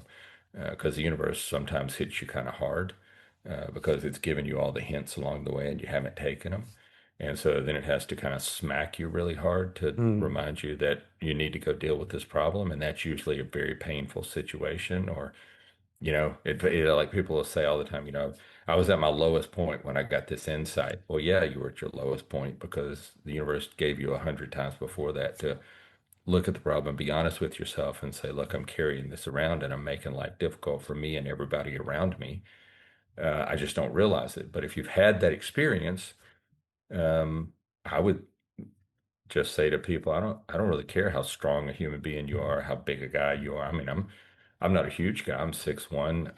I think I'm about 220, 225 now. For a long time when I worked out a lot more, I was in the 235 to 245, 248 range.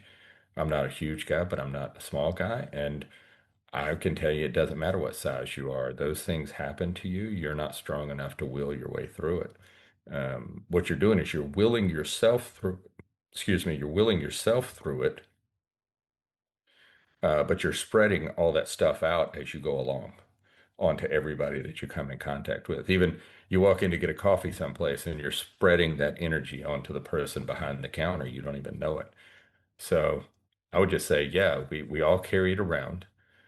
Um, And so we should find a way to release that so that we can stop carrying it around and stop spreading that pain and anger to everyone else because we are, in some small way, all the time, excuse me, we are spreading what hmm. happened to us around to other people.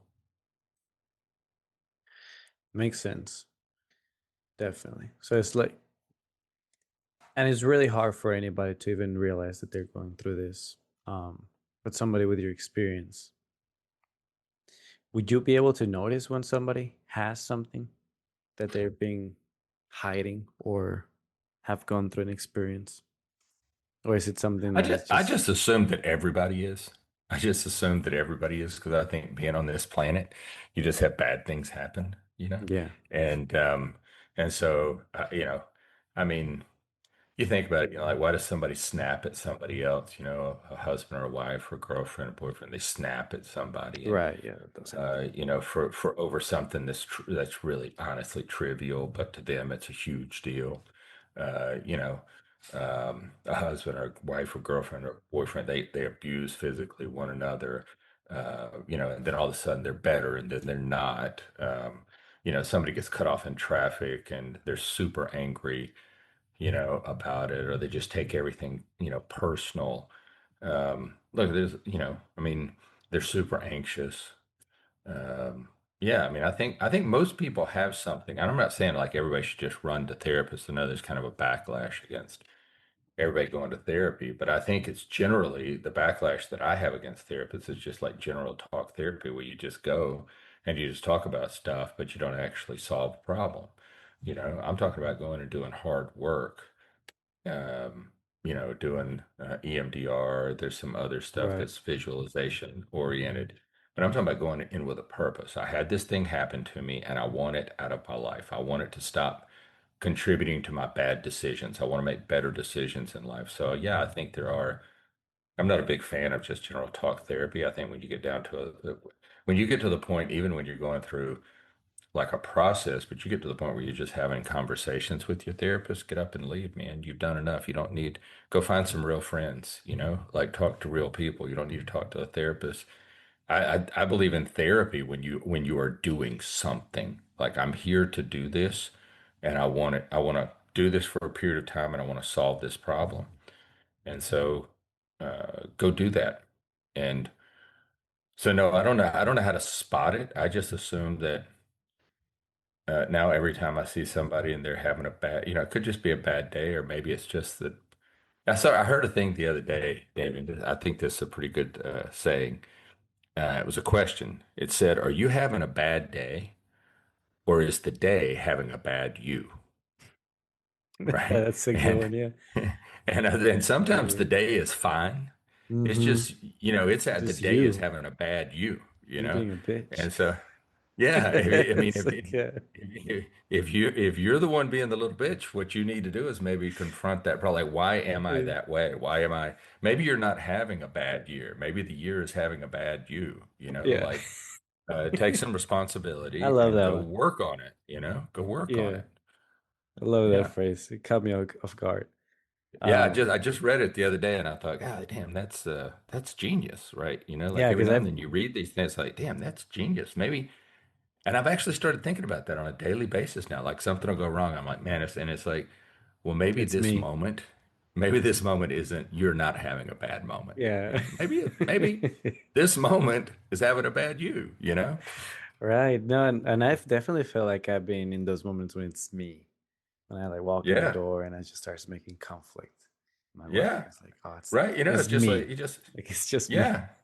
with Yeah, that." sometimes it is. I mean, yeah, sometimes, two people and both of them are having, both of them, the day is having a bad them, whatever. Hmm. And, um, sometimes reasonable. But I think a lot of times it's not, a lot of times it's just, you got stuff that you've been dealing with since this event happened to you either a week ago or 30 years ago, and it's still affecting you. And the reason the day had a bad you is because you made several bad decisions. You just didn't make Hmm. the optimal decision. You made a less than optimal decision, and you did that like four times, and four less than optimal decisions later, you have had what you call a bad day. But really, the day had a bad you.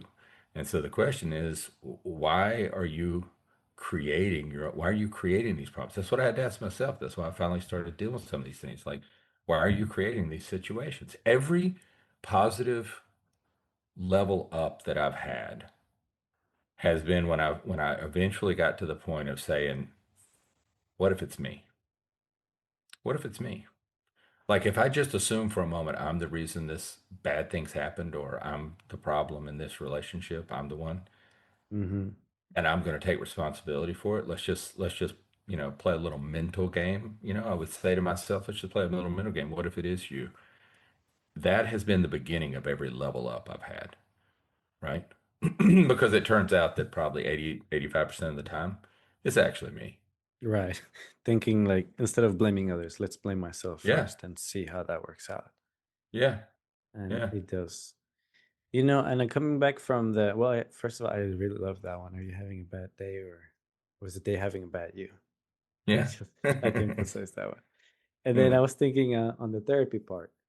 I like your perspective that it doesn't have to be just talking, but also doing things. So, like how you mentioned, there's different ways to do things as therapy with the vibrations and sounds, and there's like a multitude of them, images. I talked to a guy recently, and very interesting guy, fun, very polite, and all that. And but he has one particular thing that he does that is like took me back, like what? I didn't know you were like that. And is that he goes to a nudist beach like every week. Hmm. Yeah. And that's his thing. And then Yeah. he said, that's my therapy. Yeah. And I said, wow, well, I'm glad you are, taking care of yourself. Yeah. I don't mind it Yeah, yeah. whatsoever. Maybe not in public, but Yeah, but you're doing something good right. for yourself. Yeah. Look, man, I think there is a lot to be said for being in nature. Okay. Mhm. Now whether that's with or without clothing, that's each person's choice and right setting. Um, but yeah, I mean, like that makes sense to me though, right? Like you just kind of shed all the weight of the world off of you and just go, down to the beach or walk through nature or whatever, just I think it's incumbent that you use mosquito repellent in the summer. You want to make sure that you use, like so Right. tick repellent, that kind of stuff. But um yeah, I mean that actually makes sense. I mean, I look. My son goes. My son was really getting into this overlanding thing, traveling to all the state parks and everything. And then he was on his first trip in the U.S. when my son took his life, and that really became like his healing place. He's got a decent following on pretty decent following on. I used to say, I mean, I don't know, the 30, 40,000 followers, something like that on Instagram. And he's got a product line, a clothing line called Out There. He's at Bryce C Travels. If you're ever looking Mhm. for some of his travel guides and just his insights into some of these same problems that we're talking about but from a, a mid 20-year-old to 22 to now he's, I think that happened when he was, see, his husband was 18, so he would have been, he had just turned 20 or just was about to turn 20. He was 19 when his brother took his life, been 4 years ago. So he's 23 now. Um, and his thing is going out in nature. Like he travels, he goes and he just sits in nature. He sits, Hmm.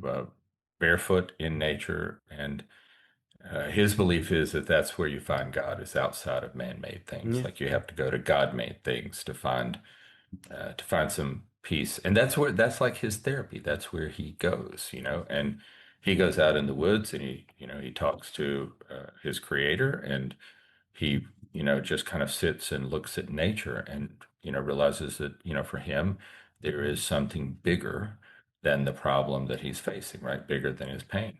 So I don't, it's not, whether it's therapy, it's going to sit in nature, whatever it is, put some effort into helping yourself get better. It's worth it. Because what you want to do is you want the day to have a good you. Yeah. Going back to that. Yeah. Yeah. Yeah. And my point with that story, what the note is being his therapy, it's also the fact that the solution for some people is not the common solution. It's not a hospital or a No. pill or an exercise or go this place, go that place, or talk about it. Sometimes their solutions are really sound wacky, or maybe they're like so rare, but it just works for them. And like if there's a person out there that's going through like thoughts of killing yourself or hmm, anything else that they need help, perhaps your solution is not the most typical or common one out there. So go ahead and try things out there and find yourself and find what works for you, because we are all different even in that regard. Just like the story of the guy that before killing himself went to do cocaine and Yeah. hookers, and like he found Yeah. himself there. It's like, all Yeah. right, maybe you had a boring life, Yeah. maybe the normal lifestyle of having a job, a car, a wife, kids is not for you. Get Yeah. some other different lifestyle. Look, I mean, I agree with you, man. Look, we are obviously unique. We're unique individuals, right? We're not only individual, but we are unique. And what works for one person doesn't work for another. That's why I say it like we even with the 15 core beliefs of the book. I don't use it as like a prescription. It's just kind of a general kind of thing, It's like, hey, use some of these principles. They might help you find your own way to find that different thing that helps you through it, right? And so I think you're right. The objective is just don't quit, Right, that's just it. don't quit. Like that's the point. Because if you Try don't something. quit, then you're giving and you're actively pursuing getting better, then you're giving the universe a chance to help you. Hmm. And once the point of life is that there's no point, and just enjoy it, just make your own point to it. That's often a question that would people would be thinking about. Like, what's the point of it all? Hmm. It's like, well, sometimes you just give yourself that meaning. It doesn't Yeah. have to be a point. Just have fun or Yeah. do something. For Yeah. me, it was more like traveling. I love to travel different countries and live there and experience different cultures, and then doing crazy things like the like stop eating for 7 days. That was just like a random challenge for me. Fun experiences like that, and I've thrown myself out on an airplane with a parachute. Just, I guess those are Yeah. random experiences that I can't tell anybody like go do those things. And that's No, just but what I like. that's I think you got to kind of follow. I do believe with like meditation or prayer or just breathing exercises of kind of quieting your mind. You hear this voice, and I've talked to people who have said, yeah, I I never thought about parachuting, but this thought came to me, and I'm not really in great shape, and I'm not this, that, or the other, but I just decided that that I wanted to, parachute out of a plane, and they'd say, India, for me, it broke all my fear. I did this thing that I was completely terrified of in a very safe environment, right? With an instructor, with somebody they double jumped, and so they did, and they were like, it just all my fear went away, and I've lived a different life since then. Now, do I go around telling people, it's like, hey, have you thought about jumping out of an airplane? Like, Exactly. maybe that, but to your point, like for that individual, when they listened to that still small voice, it was like, hey, we need to confront this fear. And, I think it'd be good for you if you jumped out of a plane. That's a conversation that that person's having with their intuition or with their Hmm. creator, with their higher power, whatever. And so, yeah, that's one reason why I don't tell people like, hey, do these things, and I didn't want to do that with the book either. I want to say like, do these things, write this prescription and things will be better. It's like, no, just, like one of the core beliefs is be insatiably curious, right? And so that's kind of like, like well, I decided I was going to do a 7-day fast. I was curious about that. Okay. Yeah, just for I fun. decided I was going to jump out of an airplane, and I was curious about that. Um, I think yeah, I think people, um, no one thing will work for everybody, but for everyone, I think it takes more than one thing.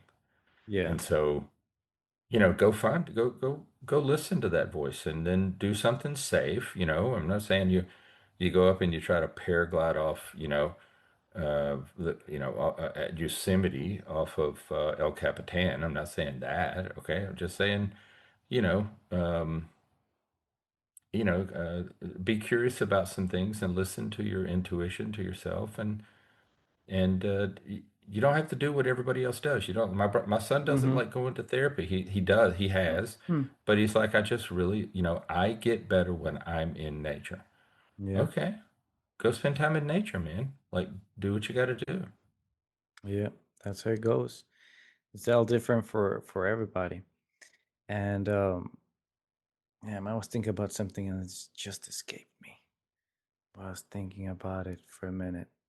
Uh, Man, I forgot completely. Don't you hate it? It'll come back. It'll come back. I think it just came back. It's how do you listen to that little voice? Because sometimes it's scary to listen to that little voice because it tells you scary things. Like for your friend is jump over the airplane, but that's the scariest thing that was for him. And listening to that voice is like, damn, like I don't really want to do this thing. Like, do I really have to do it? So I lose all my fear. So, and then other times it gets drowned in thoughts. Like, there's so many thoughts. And it's like, well, maybe that's not really the solution. Maybe that's just popped into my head. How would you know or say, if you happen to know, when it's the right time to listen to a little voice or when it is the little voice and not something else? So, and this is again just my experiences Mm, that the voice of what I think we should listen to, generally speaking, is that small, quiet voice, the one that whispers. It doesn't yell at you. So mm, it's not loud. It's not obnoxious. It's not, yeah. No, no. I mean, look, if you're in the Africans, plains, and there's a loud voice telling you that that lion over there is probably going to eat you, then you should do something about that, right? Like, don't just say, oh, well, I only want to think about the positive things. Um, but in most situations, we're not actually about to be eaten by a lion. And so I think mechanically, kind of functionally, how it's, all the great religious philosophies always talk about prayer, meditation, vibrations, energy, and quieting of the mind. Right. So I think the two things that you brought up was one, the fear or the resistance to what that still small voice is saying. And then the other one is how do you hear it when it's so noisy? I think you got to get to a place, whether that's out in nature, whether it's in the closet of your bedroom, whether it's, sitting at your desk with your laptop turned off or your computer turned off and your phone turned off. You got to find a place through breathing exercises, meditation, prayer, reading your religious manuscript of choice, your Bible, or whatever it is, get yourself in a place where you're occupied with that thing so that your mind is kind of free from the loud voices. Some people play golf for that, like when they're playing mm-hmm. golf, they have to be quiet. They can only think about the mechanics of the golf swing. They can't think of anything else. And then that soft voice talks to them there, right? It's like they disconnect from from all the noise. But wherever you go, I think functionally we have to get our mind quieted to the place where we can actually hear the voice. And so if you listen to all the fear mongering that the loud voice does, you're never going to hear the still small voice. And then, with respect to the fear of it, I think we all go through that. I still go through that every day. There's always, you're weighing options, you're thinking, is this really the right thing to do? And and that's where I think we have to remind ourselves that there are no hard decisions, like that case of this person that I met who was like, I'm going to jump out of an airplane. I'm sure they thought of all the possible negative reasons or the risk of doing that, right? I'm not prepared for it. I'll break my ankle. I'll tear a ACL when I land. I'll piss myself as soon as I jump out of the airplane. That'll be embarrassing. Like the plane will crash if I get in it. The parachute will fail. My parachute will fail. The instructor's parachute will fail. Like it'll all go to hell in a hand. But I think, the next step is separating all that stuff out and just thinking about, well, if I didn't have all these fears, if I wasn't worried about all these things that I don't know, because what I don't know right now is how much I might enjoy it. Mm. I don't know what a feeling of freedom it might be as I'm falling through the air. I don't know the exhilaration I may get at the end of the jump when I land and everything is still perfectly normal, like I just had a great time. Like I don't know any of that. So I think one, you got to get quiet to hear it. And that takes practice. I don't think that just happens, you know, uh, like spontaneously, like you have to put effort into it. You have to work to quiet your mind. And then separate out all those fears or potential risk that you've imagined. And, ask yourself, if I didn't have all those fears, if I wasn't worried about all those negative outcomes, um, would I still do this? And if the answer is you would still do it, because you've put safety protocols in place and you're not doing something that's just kind of flying too close to the sun with your wax wings, right? There's a Hmm. balance, okay? Um, then I think that's how you get past the fear that comes from that still small voice talking to you. Right. So it's being safe about it. It's quiet. It's not pushy. It's not derogative or in some way feels bad. Like I Yeah, would call it between good and evil. Like it feels yeah, good rather than evil yeah, when you have those voices.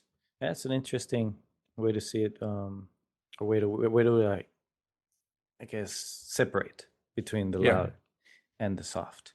And yeah, like the fact that you mentioned like playing golf or doing other things. Like everybody should find that one thing that calms them down or they enjoy like your son that walks in nature and somebody may like to go to the shooting range or etc. It's always never one cure all for everything. yeah. I think part of it is, I've read these papers on this thing called the default network.